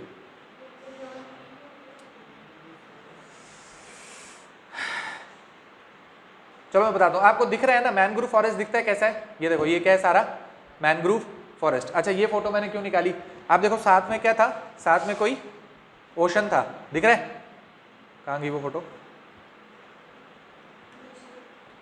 ये वाली थी ना, ये देखो इधर इधर आपको पानी दिख रहा है, दिख रहा है, इधर पानी दिख रहा है, और वो लार्ज कोई एक क्या है, बड़ी वाटर बॉडी है, क्या पता रिवर कोई साइड में से जा रही है या फिर कोई ओशन ही है एकदम सामने, ठीक है। तो आपको वहां पर क्या दिख रहा है, मैनग्रूव फॉरेस्ट जो है वो डेवलप होता हुआ दिख रहा है, ठीक है। अभी मैनग्रूव कहाँ पर इंडिया में होता है, तो वो भी मैंने आपको बताया, जहां पर भी आपको क्या दिखेगा, एक इकोटोन की कंडीशन बनती हुई दिखेगी, जहां से भी आप लैंड से ओशन की तरफ जाओगे, उन स्पेसिफिक जगहों पे कहीं कहीं पे बहुत ज़्यादा आपको मैनग्रूव फॉरेस्ट दिखेंगे। जैसे सबसे बड़ा सुंदरबन में आपको दिख रहा है, उसके बाद भितरकनिका में दिखेगा जो कि कहाँ पर है, उड़ीसा में है। उसके बाद आपको कहाँ दिखेगा, कावेरी के पास दिखेगा। उसके बाद कहाँ दिखेगा, कावेरी है, कृष्णा है, ठीक है। फिर आप नीचे आते जाएंगे, फिर आप इंडिया के वेस्टर्न साइड में आ जाएंगे तो गुजरात में आपको जो है बहुत ज़्यादा मैनग्रूव दिखेगा, ठीक है। अभी मैनग्रूव की क्या खास बात होती थी, ये तो सारी चीज़ हमने देख ली पहले। मैनग्रूव की क्या खास बात थी, मैनग्रोव हमारे काम का क्यों है, क्योंकि यहाँ स्पेसिफिक वैरायटी का फ्लोरा और फोना होगा, है ना।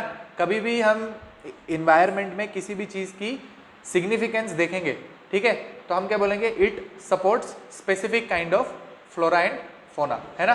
स्पेसिफिक काइंड के यहाँ पर आपको ट्री वगैरह मिलेंगे, ठीक है। उसी हिसाब का आपको यहाँ पर क्या मिलेगा, एनिमल भी मिलेंगे, ठीक है। उसके बाद आप देखो कि इसका और फायदा क्या है, तो हमने क्या कहा था कि भाई कभी भी क्या हो जाएगा, सॉइल इरोजन, तो सॉइल इरोजन से मैनग्रोव फॉरेस्ट हमें रोकता है। अगर वेव एक्शन, सुनामी वगैरह आ गई, ठीक है, जैसे आपको पता है कि हमारा जो बे ऑफ बंगाल वाला हिस्सा है वहाँ पर बार बार क्या आते रहते हैं, ट्रॉपिकल साइक्लोन, है ना। बे ऑफ बंगाल में आते हैं ट्रॉपिकल साइक्लोन। अभी ट्रॉपिकल साइक्लोन आपको पता है वाटर से लैंड की तरफ जो है आते हैं है ना। अब ट्रॉपिकल साइक्लोन आपका मानिए आप, ये आपका क्या है, इंडिया ये आपका क्या है, बे ऑफ बंगाल। मानो यहाँ पर आपका कुछ क्या इमर्ज हो गया, ट्रॉपिकल साइक्लोन। ट्रॉपिकल साइक्लोन हमेशा आपका कहाँ जाता है, वाटर से लैंड की तरफ। बीच में आप देखो लैंड के पास अगर यहाँ पे बहुत बड़ा क्या होगा, मैनग्रोव फॉरेस्ट, है ना। तो ये सीधा जो है लैंड पे हिट नहीं करेगा, इसकी जो स्पीड है उसको कौन रोकने में मदद करेगा, मैनग्रोव फॉरेस्ट, ठीक है। नॉर्मल वेव एक्शन से अगर आपका कोई सॉइल इरोजन होता था, वो सारी चीजों में भी कौन मदद करेगा? मैनग्रूव। ठीक है ना? तो इतनी बेसिक चीजें जो है मैनग्रूव के बारे में आपको पता होनी चाहिए। अभी देख लेते हैं वही सेम चीज यहाँ पे लिखी है। कैरेक्टरिस्टिक लिखे हैं क्या? एवरग्रीन होते हैं, फिर डेल्टा में मिलते हैं, एस्चुरी में मिलते हैं, क्रीक में मिलते हैं। ठीक है, फिर देखिए एक पॉइंट क्या लिखा है, बेस्ट लोकेशन इसकी कहाँ है? Where abundant silt is brought down by the river. अब वो कौन सी जगह होगी जहां पर बहुत ज्यादा सिल्ट आएगी? वो जगह भाई जहां पर आपका लास्ट पॉइंट आना होगा, है ना? डेल्टा जहां बनना होगा रिवर के, मतलब ओशन के पास बहुत ज्यादा सिल्ट जो है वो लेकर रिवर आई होगी। ठीक है, रिवर चलती है। अरे आप सबको नींद आ रही है बहुत भयंकर, मुझे ऐसा लग रहा है, आ रही है, मुझे तो दिख रहा है, यहाँ से एक एक चीज दिखती है। आपको लग रहा है हमें नहीं, सर को नहीं पता चल रहा है, हम तो ऐसा खुली आंखों में सो जाएंगे, और अब मुझे एक एक चीज दिख रही है।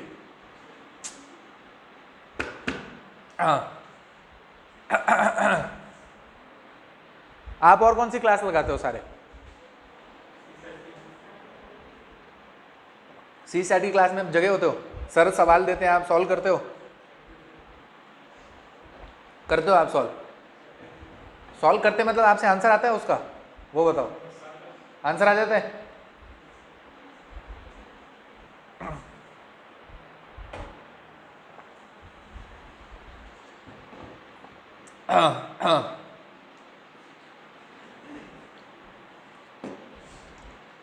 चलिए देखिए आगे,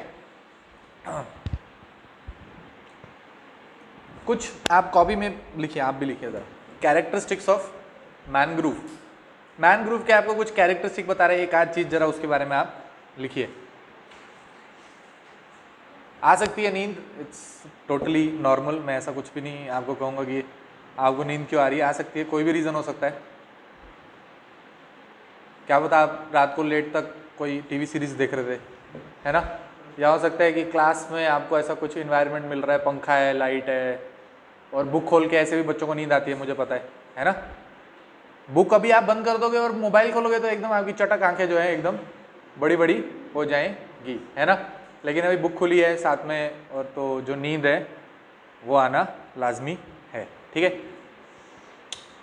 तो आप देखिए ज़रा इसका पहला आप एक पॉइंट लिखिए कि कहाँ पर लोकेशन, ऐसा आप कॉपी में लिखिए लोकेशन। मैनग्रूव ऊपर आप एक टॉपिक डालिए और उसके नीचे आप लिखिए लोकेशन, कि आपको कहाँ पर मिलता है, जहाँ पर क्या है, बहुत ज़्यादा अबंडेंट सिल्ट।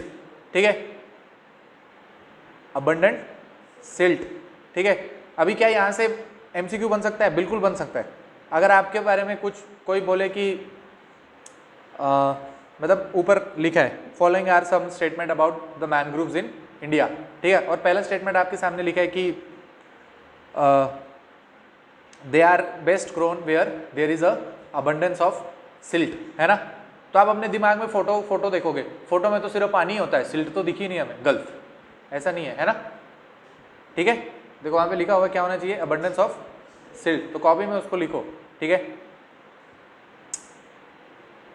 ठीक है, फिर एक और चीज लिखिए, जरा देखिए क्या लिखा है, their physiological adaptation to salinity, नहीं अभी लिखो मत, salinity, stress and to water log anaerobic mud is high. मतलब क्या है कि जो इनका अडेप्ट करने का तरीका है, इनका अडेप्टेशन है जो, वो क्या है, बहुत ज़्यादा हाई है। किस कंडीशन में? जहां पर सैलिनिटी बहुत ज़्यादा है या फिर वाटर लॉग्ड एनारोबिक मड है। अभी इसका मतलब क्या हो गया, किसी जगह पर जैसे आपको पता है जहां पे सिल्ट ज़्यादा होगी, जिस जगह पे सिल्ट ज़्यादा होगी उस जगह पे क्या होगा, मड होगी, जो कि क्या होगी, वाटर लॉग्ड, है ना? मड होगी जिसके अंदर क्या होगा, पानी होगा, है ना? ठीक है, इसीलिए क्या बोलना चाह रहा है कि वहां पर क्या होगा, वाटर लॉग मड जहां पर होगा, ऐसी कोई कंडीशन होगी, या फिर जहां पर बहुत ज़्यादा सैलिनिटी होगी, वहां पर उगने की इनकी जो एडेप्टेबिलिटी है वो बहुत ही ज़्यादा है। ठीक है, नेक्स्ट चीज आप देखिए क्या लिख रहा है, they require high solar radiation and have the ability to absorb fresh water from saline brackish water. अभी क्योंकि ये अडेप्ट कर चुके हैं ऐसे सेलाइन पानी में रहने का, तो इनको बहुत ज़्यादा क्या चाहिए, हाई सोलर रेडिएशन, बहुत ज़्यादा क्या चाहिए, हाई सोलार रेडिएशन इनको चाहिए। और ये क्या कर सकते हैं भाई, जो नमकीन पानी है उसके बीच में से सॉल्ट अलग अलग करके फ्रेश वाटर जो है एब्जॉर्ब कर सकते हैं।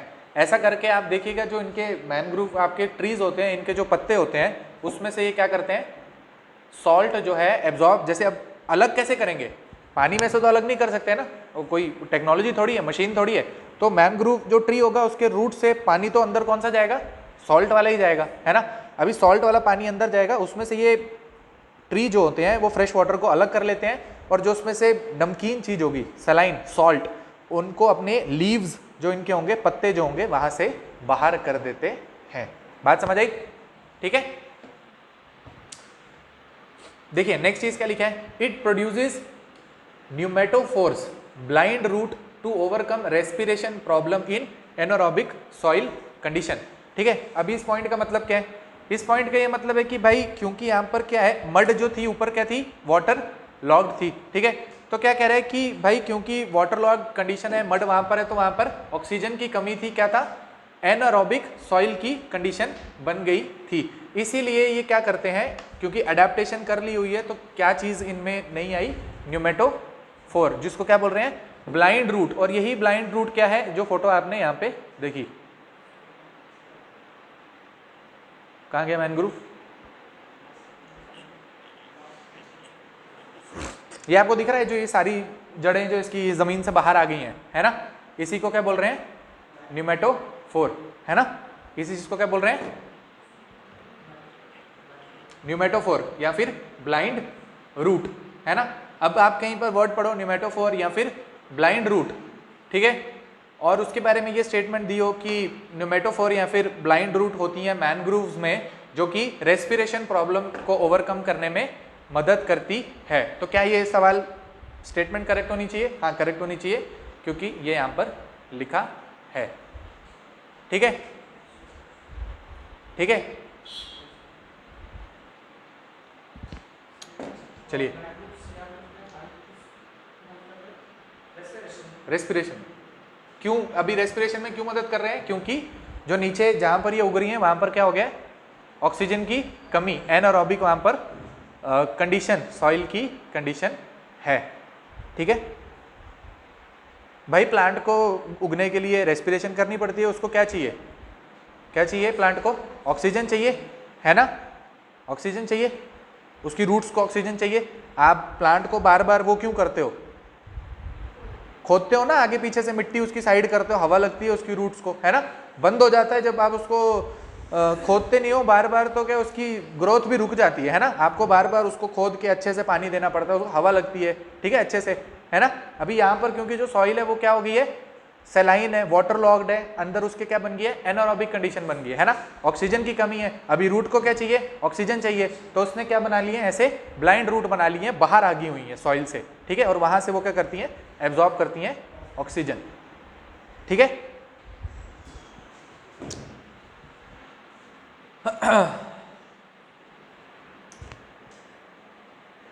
फिर देखिए यहां पर कुछ स्पीशी के नाम लिखे हैं, ये काम का नहीं है इसलिए मैं बता भी नहीं रहा, ठीक है।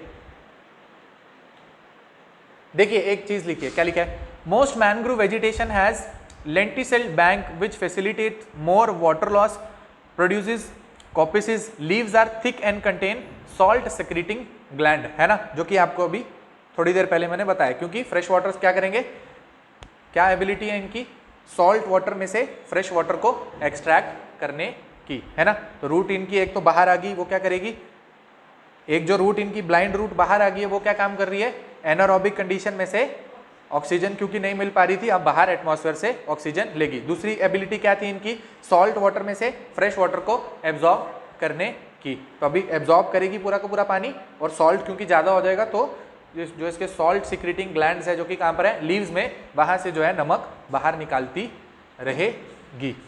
क्या आपको सर ये पढ़ाने में मज़ा आ रहा है, मुझे तो बहुत बोरिंग लग रहा है, मुझे भी आपकी तरह नींद आ रही है, पर आई कांट डू एनीथिंग, मुझे पढ़ाना पड़ेगा।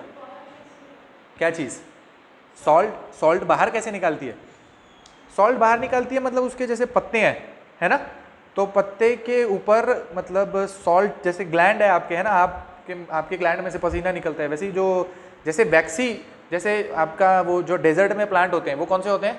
जीरोफाइटिक प्लांट, है ना। उसकी जो लीव्स होती हैं उसमें क्या खास बात होती है? वैक्सी होती है ना। वो क्या करती है? वाटर लॉस को रोकती है ना। अब वो कैसे वाटर लॉस को रोकती है? चलो वो तो बड़ा ही ज्यादा बायो हो गया ना, आप समझ रहे हो ना। बेसिक आपको क्या पता है, उसकी लीव क्या काम करती है? वाटर लॉस से बचाती है, पानी बाहर नहीं निकालती, वाटर लॉस से बचाती है। इसकी लीव्स के अंदर एक ऐसा ग्लैंड है, ठीक है। अब ये क्या अडेप्टेशन है ना, ऊपर ही लिखा है क्या कि मैनग्रोव्स जो हैं उन्होंने ऐसी जगह पे खुद को अडेप्ट कर लिया है। अभी कैसे, अगर बहुत ज़्यादा नमकीन पानी है, ठीक है, अभी उतना सारा पानी उसकी रूट लेती जा रही है, ठीक है, तो सॉल्ट जो है वो काफ़ी ज़्यादा हो जाएगा, ठीक है। तो उसकी जो लीव्स हैं वो अपने लीव्स में से वो जो सॉल्ट है उसको बाहर निकाल देती हैं थ्रू सॉल्ट सिक्रेटिंग ग्लैंड, ठीक है, ठीक है। अब इसके अंदर क्या हो रहा है, स्टोमेटा वगैरह, वो मुझे नहीं पता, ठीक है। आप ना मुझसे आप अपेक्षा करें कि मुझे पता होगा, ठीक है। अंदर का नहीं मुझे पता, अंदर उसके क्या है, ठीक है, मैनग्रोव के, ठीक है। अच्छा एक और चीज़ देखिए, वो एक और मैनग्रोव की कोई एक खास चीज़ क्या है, mangrove exhibit viviparity mode of reproduction, that is seed germinate in the tree itself. क्या कहने का मतलब है, आप देखो ट्री हमेशा जब बढ़ता है, आगे बढ़ता है, तो कैसे होता है भाई, ट्री बढ़ा, ठीक है, उसमें कोई सीड हुआ, वो जर्मिनेट हुआ, नीचे गिरा, आगे पीछे हवा से उड़ा और आगे पीछे नया ट्री उग जाता है। नॉर्मली फॉरेस्ट ऐसे ही बनते हैं, ठीक है। इसमें क्या है, विविपेरिटी रिप्रोडक्शन का फिनोमिना है, जिसमें क्योंकि नीचे क्या है, बहुत ज़्यादा सॉल्ट वाटर है। अभी सॉल्ट वाटर में अगर कोई सीड नीचे गिर जाएगा तो क्या हो जाएगा, डिस्ट्रॉय हो जाएगा, आगे जो है जर्मिनेट नहीं होगा। इसीलिए क्या होता है, ट्री अपनी जो ट्री है उसके ऊपर ही जो है सीड जो है वो जर्मिनेट कर जाता है। इसीलिए आपको मैनग्रोव ऐसे कंटिन्यूटी में दिखेंगे, नॉर्मल फॉरेस्ट के पेड़ की तरह नहीं है कि ये एक अलग मैनग्रोव है पेड़, ये अलग मैनग्रोव का पेड़ है। आपको क्या दिख रहा है फोटो में, ये आप फोटो देखिए, दिख रहा है एक साथ दिख रहे हैं, सारे ही जुड़े हुए हैं, है ना। तो एक जगह जर्मिनेट हुआ, वहां से निकला, वो फिर आगे बढ़ता गया, फिर उसमें से कोई जर्मिनेट हुआ, तो आपको नॉर्मल एक जैसा जो है बहुत डेंस फॉरेस्ट जो है दिख रहा है, ठीक है। ठीक बात है, समझ आया पक्का। मैंग्रोव्स में कौन सा फिनोमिना है, 3 फिनोमिना देख लिया हमने। सबसे पहला क्या था, सबसे पहले क्या था, न्यूमेटोफोर, है ना। सबसे पहला क्या था, न्यूमेटोफोर, जिसको हमने बोला ब्लाइंड रूट, है ना। सबसे पहला क्या था, ये देखो ऐसे लिख देता हूँ मैं, ऐसे मैनग्रोव्स, ठीक है, ऐसे आप बनाओ। क्या है सबसे पहला, क्या है, न्यूमेटोफोर। दूसरा क्या था, सॉल्ट सिक्रीटिंग ग्लैंड, है ना। और तीसरा क्या है, वर्ड क्या है, विविपेरिटी, है ना, विविपेरिटी। 3 चीजें होगी, 3 चीजें कॉपी में ऐसे करके लिखो। और इसका क्या था, इसी को बोल रहे थे ब्लाइंड रूट, इसी को क्या बोल रहे थे, ब्लाइंड रूट। इसको क्या बोल रहे थे, सॉल्ट सिक्रीटिंग ग्लैंड। इसको क्या बोल रहे थे, विविपेरिटी, ठीक है। 3 नाम किससे एसोसिएटेड है, मैनग्रोव के साथ, ठीक है। 3 नाम किसके साथ जुड़े हैं, मैनग्रोव्स के साथ।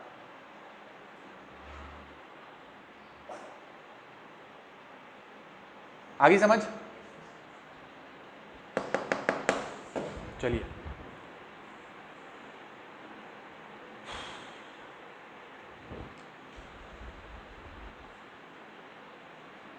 देखिए, some secrete excess salt through their leaves, as if you look closely you can see crystal of salt on the back of the leaves, है ना। तो लीव के जो बैक होती है वहां पर आपको पूरे क्रिस्टल दिखेंगे सॉल्ट के, क्योंकि आपने पढ़ा फिनोमिना क्या था, सॉल्ट सिक्रीटिंग ग्लैंड है उसके लीव्स के अंदर। बात समझ आ गई, बस इतना ही आपके लिए फिलहाल के लिए काफ़ी है। ये आपको दिखा रहा है उसके नीचे फोटो किसकी, स्टिल्ट रूट। वो स्टिल्ट रूट वही आपने जो ब्लाइंड रूट पढ़ा, वो सारी सेम ही चीज़ें हैं। बाहर आ गया है ना, देखो अलग अलग जा रही है ना इसकी रूट, बाहर आ गया है, यहाँ पर रूट बाहर आ गई है, ये यहाँ से बाहर जा रही है, यहाँ से बाहर जा रही है, ठीक है। तो सारी जगह से उसको क्या मिल रहा है, अब ऑक्सीजन मिल रहा है, ठीक है। ठीक बात है।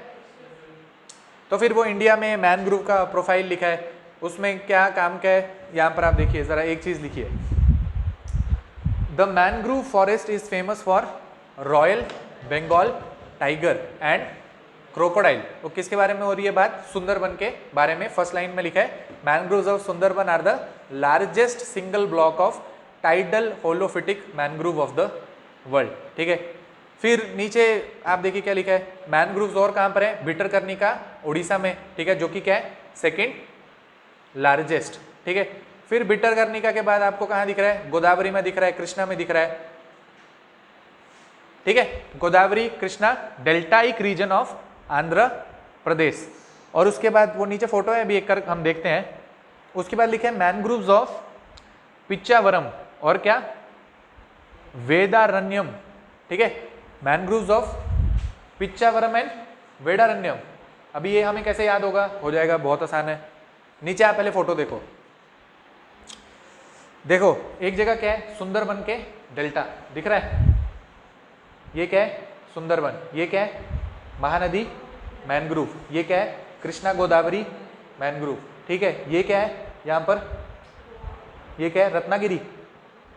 रत्नागिरी लिखा है, रत्नागिरी मैनग्रोव। एक जगह लिखा है गोवा मैनग्रोव। और ये क्या है? Mangroves of Gujarat. ठीक है, जो लास्ट रीजन था आपका जहां लिखा है कावेरी डेल्टाइक मैनग्रोव, है ना, ये यहां पर है। ये दो वाली जो वर्ड्स हैं ऊपर लिखे हैं, क्या नाम था? पिच्चावरम और वेदारण्यम। अभी नाम कैसे याद रहेगा हमें? पिच्चावरम और वेदारण्यम। वो विक्रम वेदा, वेदा देखी थी आपने? विक्रम और वेदा, विक्रम वेदा मूवी देखी थी? देखी आपने? एक मूवी आई थी, नहीं देखी? देख लिया करो ना, एक आध क्वेश्चन आ जाता है मूवी में से भी, पता है आपको? आता है, सही में बता रहा हूँ, अरे सही में आता है। हिस्टोरिकल जो होती है वहां से आ जाता है, ऐसा कर रहा हूँ। ठीक है, तो देखो पिच्चावरम, तो आप समझिए कोई ऐसा साउथ का नाम होगा। ठीक है, और मैं तो ऐसा याद करता हूँ, वो विक्रम वेदा, तो वेदा जो है वो तमिल की मूवी थी, वो तो एक्चुअल में तो वेदारम। ठीक है, बन गई बात। ठीक है, ठीक है, तो ये दो नाम आपको दिख रहे हैं जो कि कहाँ पर है? तमिलनाडु के अंदर है। क्या हमें ये नाम याद रखने हैं? नहीं, याद नहीं रखने हैं। क्या हमसे कोई पूछे कि इंडिया में मैनग्रोव कहाँ कहाँ होते हैं, तो वो याद रखना है? हाँ, याद रखना है। कहाँ कहाँ पे? वेस्ट बंगाल में दिख रहा है सुंदरबन। उसके बाद महानदी दिख रहा है कहाँ पे? उड़ीसा में। उससे नीचे हमारे कहाँ दिख रहा है? कृष्णा गोदावरी मैनग्रोव आंध्र प्रदेश में। ठीक है, उससे हम नीचे आए तमिलनाडु में दिख रहा है कावेरी डेल्टाइक मैनग्रोव। ठीक है, उसके बाद महाराष्ट्र और गोवा में दिख रहा है जिसका नाम क्या है? गोवा मैनग्रोव और रत्नागिरी मैनग्रोव। उसके बाद मैनग्रोव्स ऑफ गुजरात, अलग अलग जगह पे आपको मैनग्रोव दिख रहे हैं। साथ में अंडमान एंड निकोबार आइलैंड दिख रहा है, वहां पर भी आपको मैनग्रोव दिखते हैं। ठीक है, ठीक बात है। तो इसको जो है अब आप घर पे जाके पढ़िएगा, ये जो नीचे लिखा है कुछ काम का नहीं है। ठीक है, फिर आप देखिए रोल ऑफ मैनग्रोव, तो वही चीज जो हमने पहले पढ़ रखी है। क्या? It prevents coastal soil erosion, फिर it prevent coast from tsunami, hurricane, floods. ठीक है, ठीक है, फिर और क्या लिखा है? नेचुरल रिसाइकलिंग करता है न्यूट्रिएंट की, सपोर्ट करता है फ्लोरा को, फोना को, फिर provides a safe and favourable environment for breeding, spawning, rearing of several fishes. ठीक है, कोस्ट लाइन को प्रिवेंट करता है फ्रॉम एडवर्स क्लाइमेटिक कंडीशन। ठीक है, सप्लाईज फायरवुड, तो नॉर्मल सी चीज़ें हैं जो फॉरेस्ट आपको करता है, लेकिन क्योंकि पानी में है तो एक्स्ट्रा चीज़ें आपने ऐड कर दी। क्या? सॉइल इरोजन से बचाता है और नेचुरल कैलेमिटी से बचाता है, स्पेशल फ्लोरा फोना को सपोर्ट करता है। सारी चीज़ें हमने पहले सुन ली थी, बता दी, इसमें कुछ नहीं है, नई चीज़ कुछ भी नहीं है। देखो नीचे एक डू यू नो लिखा है। क्या? The king cobra is not only an excellent climber but a super swimmer as well. They live in forest near stream. तो क्या सर यहाँ से सवाल बन सकता है? भाई कुछ भी बन सकता है, यूपीएससी कुछ भी पूछ सकती है ना। और ये ऐसा स्पीशी वगैरह पे तो बहुत सारे सवाल आते हैं। ठीक है, अगर आपको ऐसे एक बार कोई एलिफेंट के ऊपर आया था 2-3 साल पहले, ठीक है, एक बार कोई एलिफेंट के ऊपर सवाल आया था, उसमें 5-6 स्टेटमेंट थे लंबे लंबे। फीमेल एलिफेंट जो होती है वो लीडर होती है, उसके बाद वो एक ही चीज़ पता थी मुझे, बाकी तो सब एक भी चीज़ नहीं पता थी। मैंने वो खुद ही एग्जाम तब दिया था। ठीक है, उसके बाद मेरे को और कोई भी चीज़ नहीं पता थी उसमें जो भी लिखा था। ठीक है, और हाँ तो समझो, मतलब ऐसी चीज़ बताने की कोशिश कर रहा हूँ कि कोई भी एनिमल या फिर कोई भी ऐसी चीज़ जो आपकी बुक में दी है वहाँ से कोई सवाल, सप्लीमेंट्री सवाल बन सकता है। ठीक है, तो जैसे किंग कोबरा के बारे में अगर आपसे कोई बोले क्या कि भाई ये सिर्फ क्लाइंबर है क्या, नहीं तो आप बोलोगे क्या, स्विम भी करता है। ठीक है, तो नेक्स्ट चीज अब आपको क्या दिख रही है, कोरल रीफ। अभी कोरल रीफ तो मैंने बहुत ही बढ़िया से आपको पहले पढ़ा रखी है, तो इसको हम जल्दी से उड़ाएंगे। कोरल रीफ सबको याद है जब पढ़ाया गया था, कोरल रीफ सबको याद है कोरल रीफ याद है तो जरा उसकी फोटो देखिए।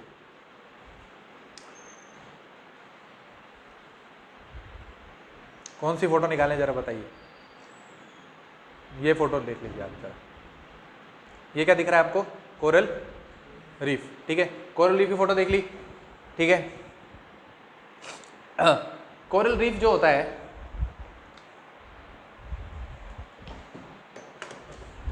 कोरल रीफ जो होता है वो किन दो चीजों के म्यूचुअलिज्म से बनता है। कोरल रीफ जो होता है किन दो चीजों के म्यूचुअलिज्म से बनता है, आप क्या बोलोगे। जैसे आपने यहाँ पे लिखा कोरल रीफ है ना, तो कौन सी दो चीजें हैं, एक चीज है जिसको हम बोलेंगे कोरल पॉलिप्स है ना, एक चीज क्या है कोरल पॉलिप, दूसरा क्या है ज़ूज़ैंथेलाई है ना। एक क्या बन गया कोरल पॉलिप, एक क्या बन गया ज़ूज़ैंथेलाई है ना। कोरल पॉलिप आपका क्या है, इसको हम बोलेंगे एनिमल और इसको क्या बोलेंगे प्लांट। ठीक है, ये एनिमल है और ये क्या है प्लांट, बन गई बात। और दोनों के बीच में क्या हो रहा है, म्यूचुअलिज्म। अभी क्या म्यूचुअलिज्म है कि जो ज़ूज़ैंथेलाई है जो कि प्लांट है वो क्या देगा कोरल पॉलिप को, खाना है ना। म्यूचुअलिज्म में क्या होता था, दोनों को फायदा, दोनों के आगे प्लस है ना। स्टार्टिंग में देखा था हमने म्यूचुअलिज्म में क्या था, दोनों को फायदा। ठीक है, और उसी में आ गया अब कोरल रीफ, और कोरल रीफ में क्या आ गया भाई, कोरल पॉलिप आपका एनिमल है, ज़ूज़ैंथेलाई आपका प्लांट है। और कोरल पॉलिप को ज़ूज़ैंथेलाई क्या दे सकता है, फूड है ना, ये इसको क्या देगा फूड, और ये इसको क्या देगा शेल्टर दे देगा है ना। बन गई बात, खत्म हो गया कोरल रीफ।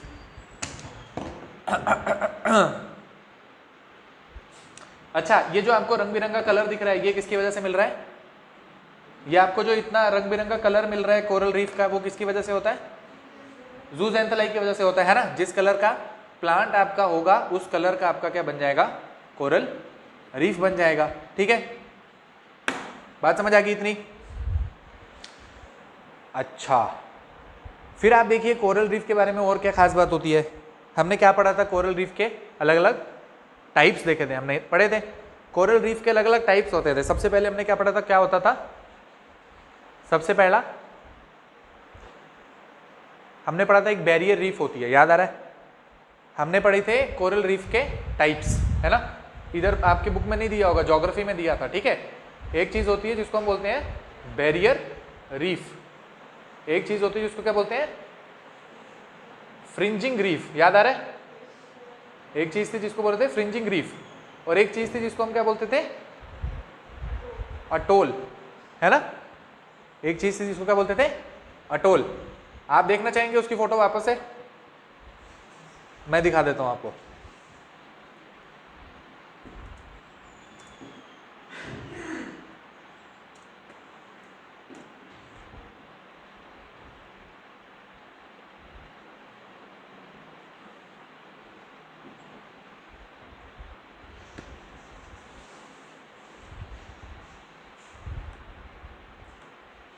यहाँ पे तो आ नहीं रहा, चलिए देखते हैं।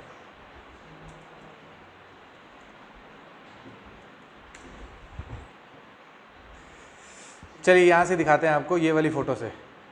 ठीक है, ऐसे ही देखा था हमने, याद आ रहा है आपको।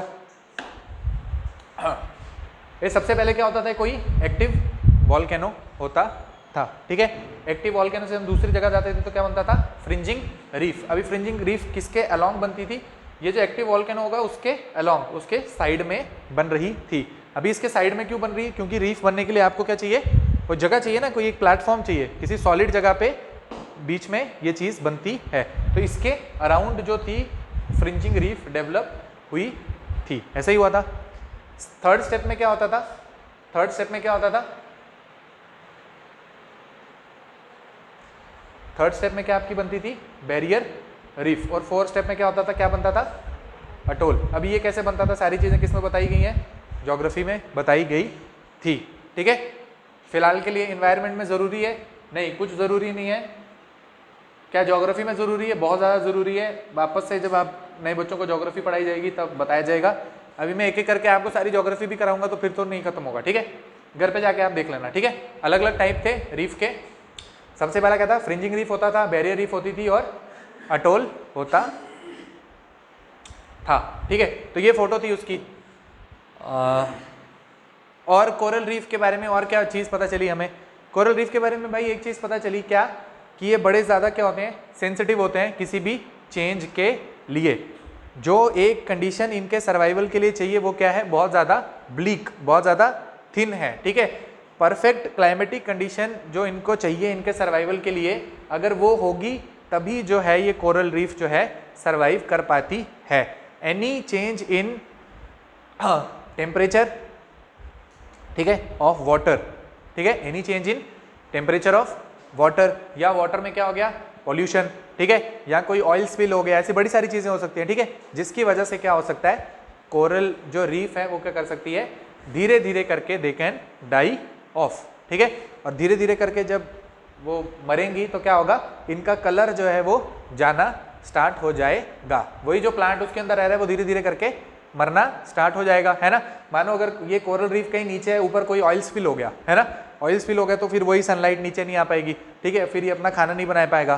ठीक है, तो खाना नहीं बना पाएगा तो सनलाइट नहीं मिल रही, खाना नहीं बना पा रहा तो प्लांट जो है वो मर जाएगा। प्लांट मर जाएगा तो इसका कलर चेंज हो जाएगा, कलर चेंज हो जाएगा तो कैसा हो जाएगा, वाइट कलर का कोरल रीफ आपका हो जाएगा, जिसको हम क्या बोलते हैं, ब्लीचिंग ऑफ कोरल रीफ, है ना। अब वो ब्लीचिंग वाली फोटो जो है वो भी आप देख लीजिए।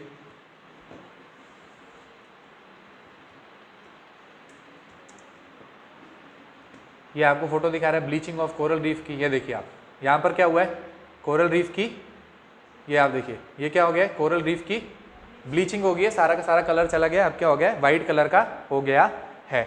अच्छा सर, ये अब वाइट कलर का क्यों दिख रहा है, क्योंकि वाइट कलर का क्यों दिख रहा है अब ये,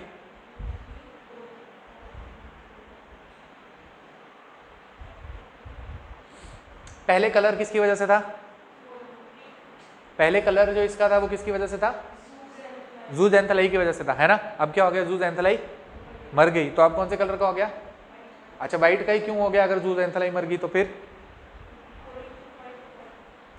कोरल एनिमल जो होता है वो वाइट होता है।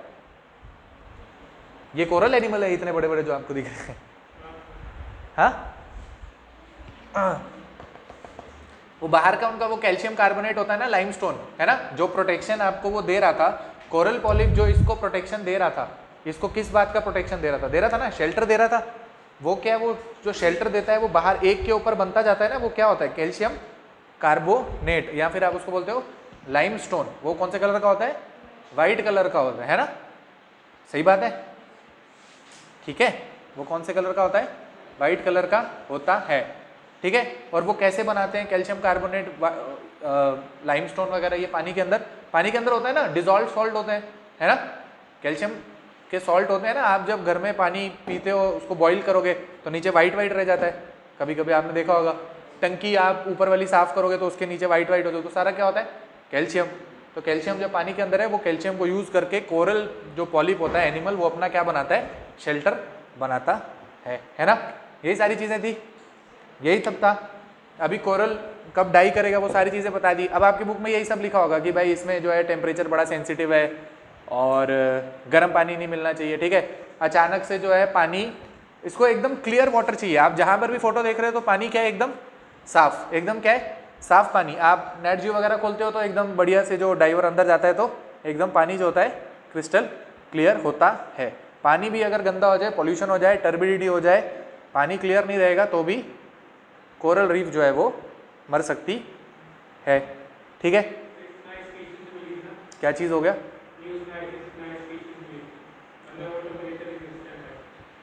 कोरल की मैंने नहीं देखा है, अगर अभी आई होगी तो आप बताओगे तो हम लिख लेंगे। क्या नाम है, नहीं मेरे को अभी याद नहीं है।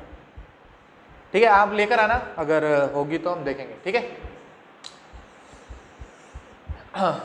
ठीक है, तो यहाँ तक हमें क्या पता चल गया किसके बारे में, कोरल रीफ के बारे में। ठीक है, एक इसकी खासियत क्या है कि कौन से पानी में रहती है, पानी क्या होना चाहिए, क्लियर होना चाहिए। ठीक है, दूसरा क्या है, दूसरा आपको बहुत ज्यादा नीचे नहीं मिलेगी, एकदम वो बेंथी के जैसे होते थे ना अपने, वैसा नहीं मिलेगा। क्यों, उतने नीचे तो प्लांट सर्वाइव नहीं करेगा ना। ये आपको हमेशा कहाँ मिलती है, शैलो वाटर में। कहाँ मिलेगी, शैलो वाटर के अंदर, है ना। तीसरा सबसे इंपॉर्टेंट चीज क्या है, पानी क्या होना चाहिए, ल्यूक वार्म, वार्म होना चाहिए, हल्का गर्म, गुनगुना जिसको आप बोलते हो, गुनगुना पानी होना चाहिए। ठीक है, तभी जो है ये सर्वाइव करती है। उसको हम क्या बोलते हैं, वार्म वाटर, है ना, नॉट हॉट वाटर। क्या, वार्म वाटर। कोल्ड वाटर में भी नहीं रहेगी और हॉट वाटर में भी नहीं रहेगी। अब वार्म वाटर में रहेगी तो आपको क्या लगता है, ये कोरल रीफ अगर मैं आपको बोलूं कि दुनिया में कहाँ होती होगी, तो कहाँ होगी, ट्रॉपिक ऑफ कैंसर और कैप्रिकॉर्न के बीच वाली जगह पे होनी चाहिए कहीं पे, है ना, ऐसे ही होना चाहिए। ट्रॉपिक ऑफ कैप्रिकॉर्न के आप नीचे चले जाएंगे तो भी पानी क्या हो जाएगा, ठंडा। ट्रॉपिक ऑफ कैंसर से ऊपर चले जाएंगे तो भी क्या हो जाएगा, पानी ठंडा, है ना, ऐसे ही होता है। तो ट्रॉपिक ऑफ कैंसर और कैप्रिकॉर्न के बीच है, इक्वेटर के पास होगा। इक्वेटर जहां पर होता है, इक्वेटर के आपको पास दिखेगा, क्योंकि वहां पर पानी क्या होगा, हमेशा ऑलमोस्ट ऐसा हल्का सा गर्म होगा, बहुत ज्यादा ठंडा भी नहीं होगा, बहुत ज्यादा गर्म भी नहीं होगा। इक्वेटर पे पानी गर्म क्यों नहीं होगा, वो सारी चीजें हमने पढ़ रखी हैं भाई। वो बारिश होती रहती है वहां पे, हमेशा एडिशन होता रहता है पानी का, तो पानी का टेम्परेचर राइज नहीं होता रहता है। उसके बाद मिक्सिंग होती रहती है पानी की, कोल्ड करंट वार्म करंट आपस में मिलती है, तो एक टेम्परेचर मेंटेन रहता है ना। ऐसी बहुत सारी चीजें हमने पढ़ रखी हैं। ठीक है, तो ये सारी चीज किसके बारे में हो गई, कोरल रीफ के बारे में। ठीक है, तो ये सारी चीजें यहाँ पर लिखी हैं, देख लीजिए आप, इसको देख लीजिएगा। ठीक है, घर पे कुछ काम का होगा तो मैं आपको बता दूंगा। ठीक है,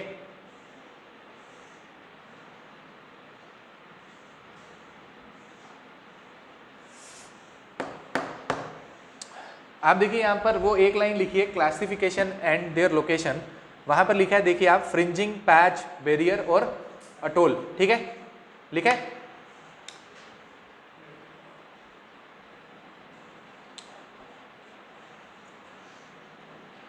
उसके बाद आप फंक्शंस देख लीजिए जरा, कोरल रीफ के क्या है। They are natural protective barrier against erosion, storm, वही सेम चीज। Largest biogenic calcium carbonate producer, है ना, आपको भी बताया है। वो जो है कोरल क्या करेंगे, कैल्शियम कार्बोनेट जो है उसको बनाते हैं। उसकी शेल जो होती है वो किससे बनी होती है, कैल्शियम कार्बोनेट की बनी होती है। ठीक है, coral reef provide habitat for a large variety of animals and plants including avifauna. ठीक है, तो जो पानी के अंदर जो भी प्लांट्स और एनिमल्स होंगे उनको भी ये क्या देगा, एक हैबिटेट जो है वो प्रोवाइड करेगा। ठीक है, फिर उसके थ्रेट के क्या क्या रीजन है, तो नेचुरल हो सकते हैं।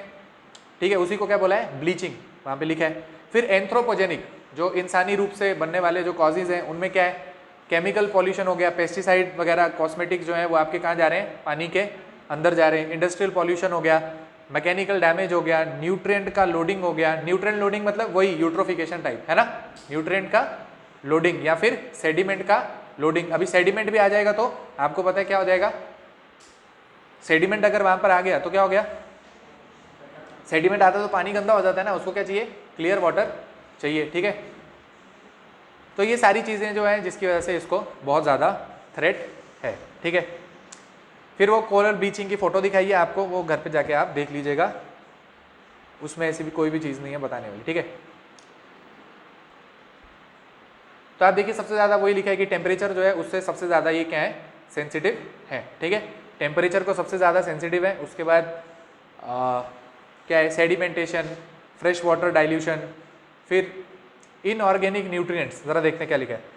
Rather than causing coral reef bleaching and increase in ambient elemental nutrients concentration, for example ammonia nitrate actually increase zooxanthellae density 2 to 3 times. Zooxanthellae आपका क्या है, जूजेंथेलाई क्या है, प्लांट। तो आपको पता है जब भी न्यूट्रिएंट का एडिशन हो जाता है, यूट्रोफिकेशन हो जाता है, तो क्या हो जाता है, पॉपुलेशन एक्सप्लोजन हो जाती है ना। उसकी वजह से क्या बोल रहा है कि भाई देखो 2 से 3 टाइम्स जो है आपकी जूजेंथेलाई जो है उसकी पॉपुलेशन जो है इंक्रीज हो जाती है अगर अमोनिया और नाइट्रेट जो है वो पानी के अंदर आ जाए। ऐसा ही लिखा है। उसके आगे कह रहा है, although eutrophication is not directly involve in zooxanthellae loss, it could cause secondary adverse effect such as lowering of coral resistance, greater susceptibility to diseases. ठीक है, तो वो सारी चीज लिखी है। ठीक है, तो अब आप, मुझे लग रहा है इसको एक बार घर पे जाके देखिए, फिर चलिए ये जल्दी से मैं आपको बताता हूँ। अभी सरकार इससे लड़ने के लिए क्या कर रही है, तो government measures to protect mangrove and coral reef. ठीक है,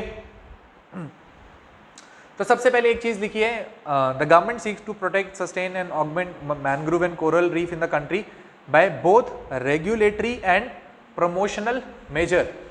सर आप एक एक वर्ड बुक से पढ़ा रहे हो, मजा नहीं आ रहा भाई, क्योंकि बुक में जो वर्ड लिखा है वही वर्ड आपको अपने मेंस की कॉपी में लिखना है। ठीक है, बात समझ रहे हो? अगर मैं ये बुक यहाँ बंद कर दूं तो मैं आप बोलूँ हमें डिक्टेट कराओ, तब भी मैं यही बुक खोलूंगा। ठीक है ना? ठीक है, आपको वहाँ पे इसीलिए एक एक वर्ड बता रहा हूँ ताकि आपके दिमाग में फिट हो जाए। अगर आपको मैनग्रोव का कहीं पे लिखना है सरकार क्या चीज़ कर रही है, तो दो वर्ड वहाँ पे लिखे हैं। क्या लिखा है? रेगुलेटरी है और दूसरा क्या है? Promotional major. दोनों वर्ड को आपको यूज करना है। ठीक है, उसके बाद क्या कह रहे हैं? CRZ जो रूल्स होते हैं, जिसको हम क्या बोलते हैं? Coastal regulation zone. हमने अभी पढ़ा नहीं है सर कोस्टल रेगुलेशन जोन, तो उसमें हम क्या करें? छोड़ दो अभी के लिए, फिलहाल दिमाग में फिट करो कि मैनग्रोव अगर कहीं पर आ जाए, मतलब कोरल रीफ या फिर मैनग्रोव कहीं पर आ जाए, तो सरकार ने एक चीज़ चलाई है जिसको बोलते हैं कोस्टल रेगुलेशन जोन। ठीक है, कोस्टल रेगुलेशन जोन CRZ। कैसे याद होगा? क्योंकि भाई मैनग्रोव और कोरल रीफ दोनों कहाँ पर मिल रही थी? आपको कोस्ट के अलॉन्ग मिल रहा है, दिमाग में फिट हो जाएगा CRZ का रूल। अभी CRZ के रूल होते क्या हैं? वो 4 हिस्सों में डिवाइडेड है। CRZ 1 एरिया होता है, 2 एरिया होता है, 3 एरिया, 4 एरिया होता है। 2 सेंटर के पास होते हैं, 2 स्टेट के पास होते हैं। उसमें आपकी एक्टिविटी जो है वो अलाउड नहीं होती है। जैसे आप बीच के पास आ गए, ठीक है, तो बीच के पास आपका, आप बोलोगे एकदम शोर के पास आप जो है कोई भी कंस्ट्रक्शन नहीं कर सकते, है ना? तो उसमें एरिया दिया होता है कि भाई 50 मीटर तक जो है आप कंस्ट्रक्शन नहीं कर सकते हो। उसके बाद कुछ बफर जोन दिया होता है, उसके बाद आप कंस्ट्रक्शन कर सकते हो। तो उसके जो रूल्स होते हैं उसमें बार बार जो है चेंज देखने को आपको मिलेगा। ठीक है, तो वही एक चीज़ बोल रहे हैं कि CRZ के जो रूल हैं वो अप्लाई होते हैं यहाँ पर। और क्या है? आइलैंड प्रोटेक्शन जोन, तो IPZ। ठीक है, 2 चीज़ें हैं जो कि सरकार इस्तेमाल कर रही है इनसे इसको प्रमोट करने के लिए और इसकी कंजर्वेशन के लिए। ठीक है, तो लास्ट लाइन के लिखिए, to enforce implement CRZ and IPZ notification, ministry of environment, forest and climate change constitute a national and state UT level coastal zone management authority. ठीक है, तो अगर अब आपसे कोई पूछे कि भाई जो ये CRZ या IPZ नोटिफिकेशन है, इसके अंदर क्या सिर्फ नेशनल लेवल की अथॉरिटी बनती है या स्टेट लेवल की अथॉरिटी भी बनती है? तो आप बोलोगे क्या? नेशनल और स्टेट यूटी लेवल दोनों की अथॉरिटी बनती है। ठीक है, ये जो चीज़ आपको 2-3 बार मैं वापस से बोल रहा हूँ, यही चीज़ आएगी आपके प्रीलिम्स में, आपको पता है। यहाँ पे वो बच्चे बैठे हैं जिनको मैंने गला फाड़ फाड़ के बोला था कि ये केस में आएगा, और वो सब आया था, मुझे पता है। उन्होंने बोला भी था कि हाँ सर जो आपने ज्योग्राफी पढ़ाई वहीं एक भी सवाल नहीं था जो ज्योग्राफी का मैंने कराया और आपको नहीं आया हो। इवन जो मैंने इकॉनमी कराई थी, बिल्कुल डायरेक्ट एक एक वर्ड, कौन सा बॉन्ड, एक एक चीज़ मैंने आपको क्लास में कराई थी, सब एग्जाम में थी। ठीक है, ठीक है, तो अगर मैं आपको बता रहा हूँ कि एकदम क्वेश्चन ऐसे ही फ्रेम होता है, तो आप उस चीज़ पे थोड़ा ध्यान दें। ज़्यादा नींद आती है तो आप बाहर जाके मुंह धो के आएँ, जो मर्जी करें, लेकिन क्लास में आप जैसे करके भी बैठें। ठीक है, कोई भी फ़ायदा नहीं होगा। आप इधर भी 2 घंटे निकालोगे घड़ी को देख देख के, फिर घर जाके फिर 3 घंटे निकालोगे और यूट्यूब पे फिर कोई लेक्चर देखोगे, उसका कोई फायदा नहीं, कॉस्ट बेनिफिट नहीं मिलेगा ना। 5 घंटे वेस्ट कर लिया आपने सिर्फ एक चीज़ समझने के लिए। ठीक है, ठीक है, उसमें से 3 घंटे फिर आप न्यूज़पेपर के लिए इस्तेमाल कर सकते हो, जो आपको टाइम वेस्ट कर रहा था। ठीक है, सही बात आ गई? तो ये सारी इसमें चीज़ें लिखी गई हैं। ठीक है, अभी यहाँ पर मुझे लग रहा है टाइम हो रहा है, और कुछ की इनिशिएटिव्स के नाम लिखे हैं ज़रा। उसमें से एक जैसे क्या है? Coastal ocean monitoring and prediction system, COMAP। ठीक है, तो वो क्या बताया कि 1991 में बना है, और वो क्या करता है? कोस्टल वाटर का हेल्थ जो है उसको चेक करता है। ठीक है, फिर क्या है? Land ocean interaction in the coastal zone. तो एक और चीज़ है जो कि क्या है, जो 1995 में बना। ठीक है, ये क्या कर रहा है? कोस्टल, ये सारी चीज़ें कहाँ पे काम आ रही है? कोस्टल जो एरिया है वहाँ पर आपका जो है इन्वायरमेंट उसको मेंटेन रखने की, उसको प्रोटेक्ट करने की। ठीक है, ये सारे जो नाम है उसको भी एक बार आप घर पे जाके देखिए। फिर लास्ट एक चीज आपको दिखा रहा है गंगा एक्शन प्लान। अभी गंगा एक्शन प्लान ये सारी क्या चीज है, आप देखिए गंगा एक्शन प्लान में आपको पता है कि गंगा जो आपकी रिवर है वो क्या हो गई है, बहुत ज़्यादा उसमें क्या हो गया, पॉल्यूशन हो गया है ना, जिसको हम बोलते हैं कि गंगा जो है बहुत ज़्यादा उसमें आगे पीछे की जितनी भी बड़ी बड़ी सिटीज़ हैं, है ना, गंगा कहाँ से निकलती थी, आपके बोल क्या से, भागीरथी और अलकनंदा, वो सारी चीज़ें हमने पढ़ी है ना, क्लास में देखी है, एक एक करके फोटो देखी थी। ठीक है, रुद्रप्रयाग और वो सारी चीज़ें देखी थी, है ना। ठीक है, हमने ये पता है गंगा कहाँ से निकल रही है, और आपको पता है जहाँ से वो निकल रही है वो स्टार्टिंग के एरिया में तो एकदम साफ है। ठीक है, जैसे जैसे करके वो हरिद्वार में नीचे जो है प्लेन्स पे आ जाती है, उसके बाद बड़ी बड़ी सिटीज से होके गुजरती है, तो धीरे धीरे करके वहाँ पे जो है गंगा जो है वो उसमें पॉल्यूशन हो गया है। ठीक है, फिर वो बेशक आप बोलें कि कौन कौन सी मेजर सिटी आपको पता है जो कि गंगा के मतलब साथ में लगी है, कौन कौन सी मेजर सिटी आपको पता है जो कि गंगा के किनारे बसी है, नाम याद आ रहा है किसी सिटी का, पटना। ठीक है, पटना जो है वो गंगा के किनारे। और कानपुर से गंगा जाती है, कानपुर आपको पता है नहीं जाती, जाती है, कानपुर से गंगा जाती है, और कानपुर आपको पता है कि वो चमड़ा उसमें बनता है और बहुत सारी चीज़ें होती हैं। ठीक है, बहुत ज़्यादा इंडस्ट्रियल एरिया है कानपुर। ठीक है, तो वो सारा जो वेस्ट है वो भी इसके अंदर जाता है। उससे आप पहले ऊपर आ जाएंगे तो बहुत सारी जो बड़ी सिटीज़ होंगी वहाँ पर जो मिलेंगी जो कि गंगा के अंदर अपना अनट्रीटेड वेस्ट जो है उसको डाल रही है। ठीक है, तो अभी गंगा एक्शन प्लान हमें बताएगा कि गंगा को हमें कैसे प्रोटेक्ट करना है। ठीक है, इसके बाद आप देखेंगे इसमें आगे चलेगा तो वो अभी आज के टाइम पे नमामि गंगे और वो सारी चीज़ें चल रही हैं, है ना, है कोई एक अलग से मिनिस्ट्री बनाई गई है गंगा को ये करने के लिए, क्लीन करने के लिए, ऐसा है क्या कि कोई अलग से मिनिस्ट्री बनाई है गंगा को क्लीन करने के लिए? ठीक है, एक बोर्ड है ना। ये नेक्स्ट चीज आपको बता रहा है वही नमामि गंगे प्रोग्राम, जिसका काम क्या है, वो 100 करोड़ जो है अलॉट किया गया है। करना क्या है, डेवलपमेंट करना है किसका, घाट का, और ब्यूटिफिकेशन ऑफ रिवर फ्रंट, कहाँ पे, केदारनाथ, हरिद्वार, कानपुर, वाराणसी, इलाहाबाद, पटना, दिल्ली। ठीक है,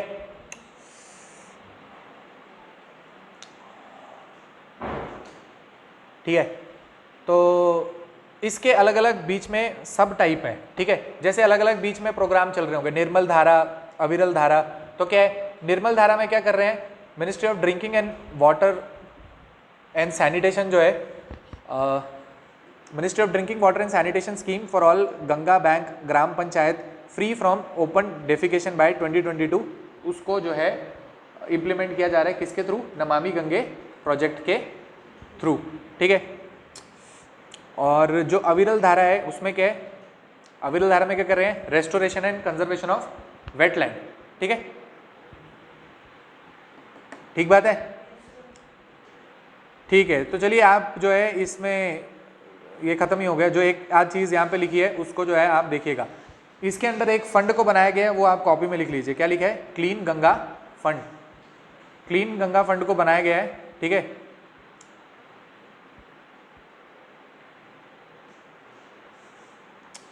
ठीक है,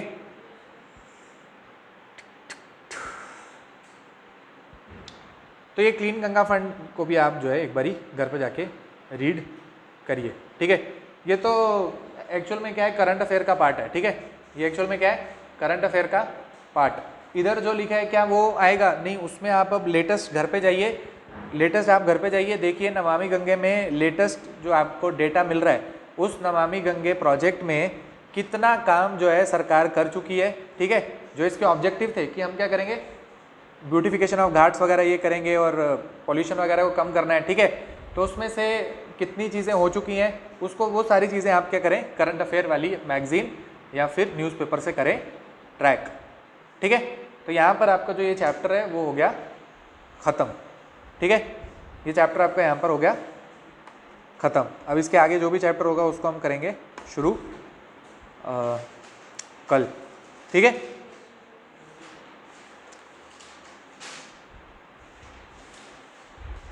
क्या है नेक्स्ट चैप्टर,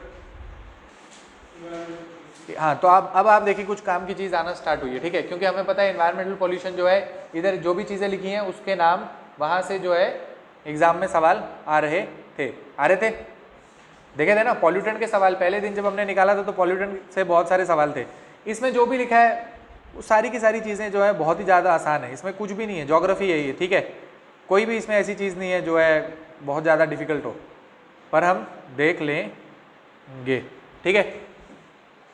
तो कल हम जो है ये चैप्टर जो है उसको शुरुआत करेंगे। नाम क्या है इसका? Environment pollution. तो उसमें अलग अलग तरीका दिया होगा, है ना, लैंड पॉल्यूशन कैसे हो रहा है, एयर पॉल्यूशन कैसे हो रहा है, वाटर पॉल्यूशन कैसे हो रहा है, ठीक है, तो अलग अलग उसमें उसकी टाइप होगी, ठीक है। तो कल आप आइए और कल हम जो है इसको आगे शुरू करेंगे, ठीक है। चलिए, ओके, कल मिलते हैं।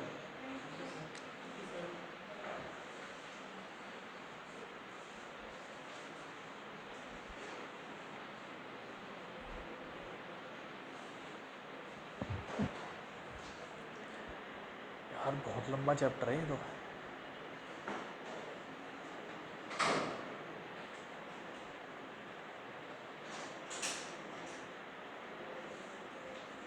बहुत लंबा चैप्टर है ये वाला, बहुत ही ज़्यादा। कितना पेज का है ज़रा देखिए आप ये चैप्टर?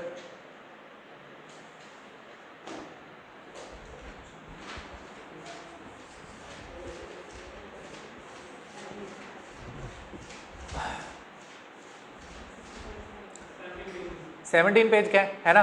तो अब ये जो मेरे को कुछ चीज़ें आपको बुक से दिखा के बतानी थी वो वहाँ अब यहाँ पे ख़त्म होगी, ठीक है। अब आज के बाद मैं बुक नहीं खोलूँगा, ठीक है।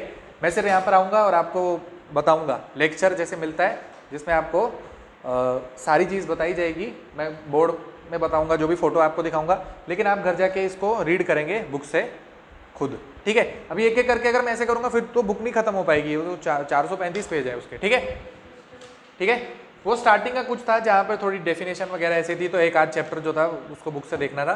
बाकी जो है आप बुक लीजिए, पीडीएफ लीजिए, उसको घर पे जाके देखिएगा, ठीक है। नॉर्मली जैसे हमने जियो और इकोनॉमी पढ़ी थी स्लाइड से, वैसे ही हम इसको आगे से देखेंगे आप, और आप घर जाके उसको बुक से देखिएगा, ठीक है।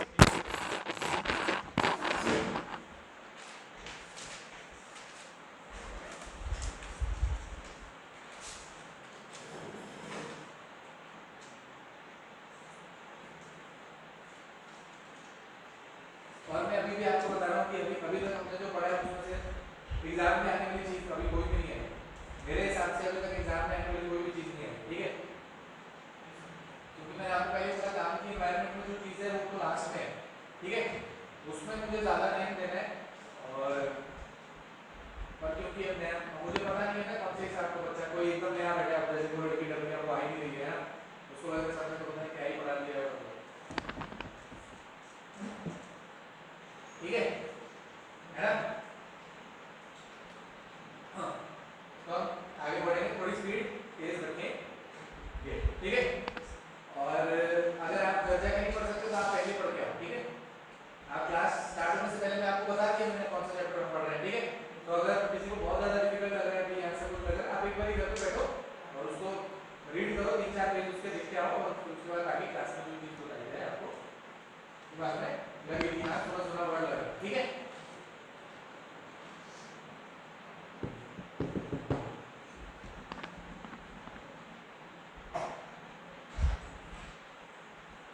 चलिए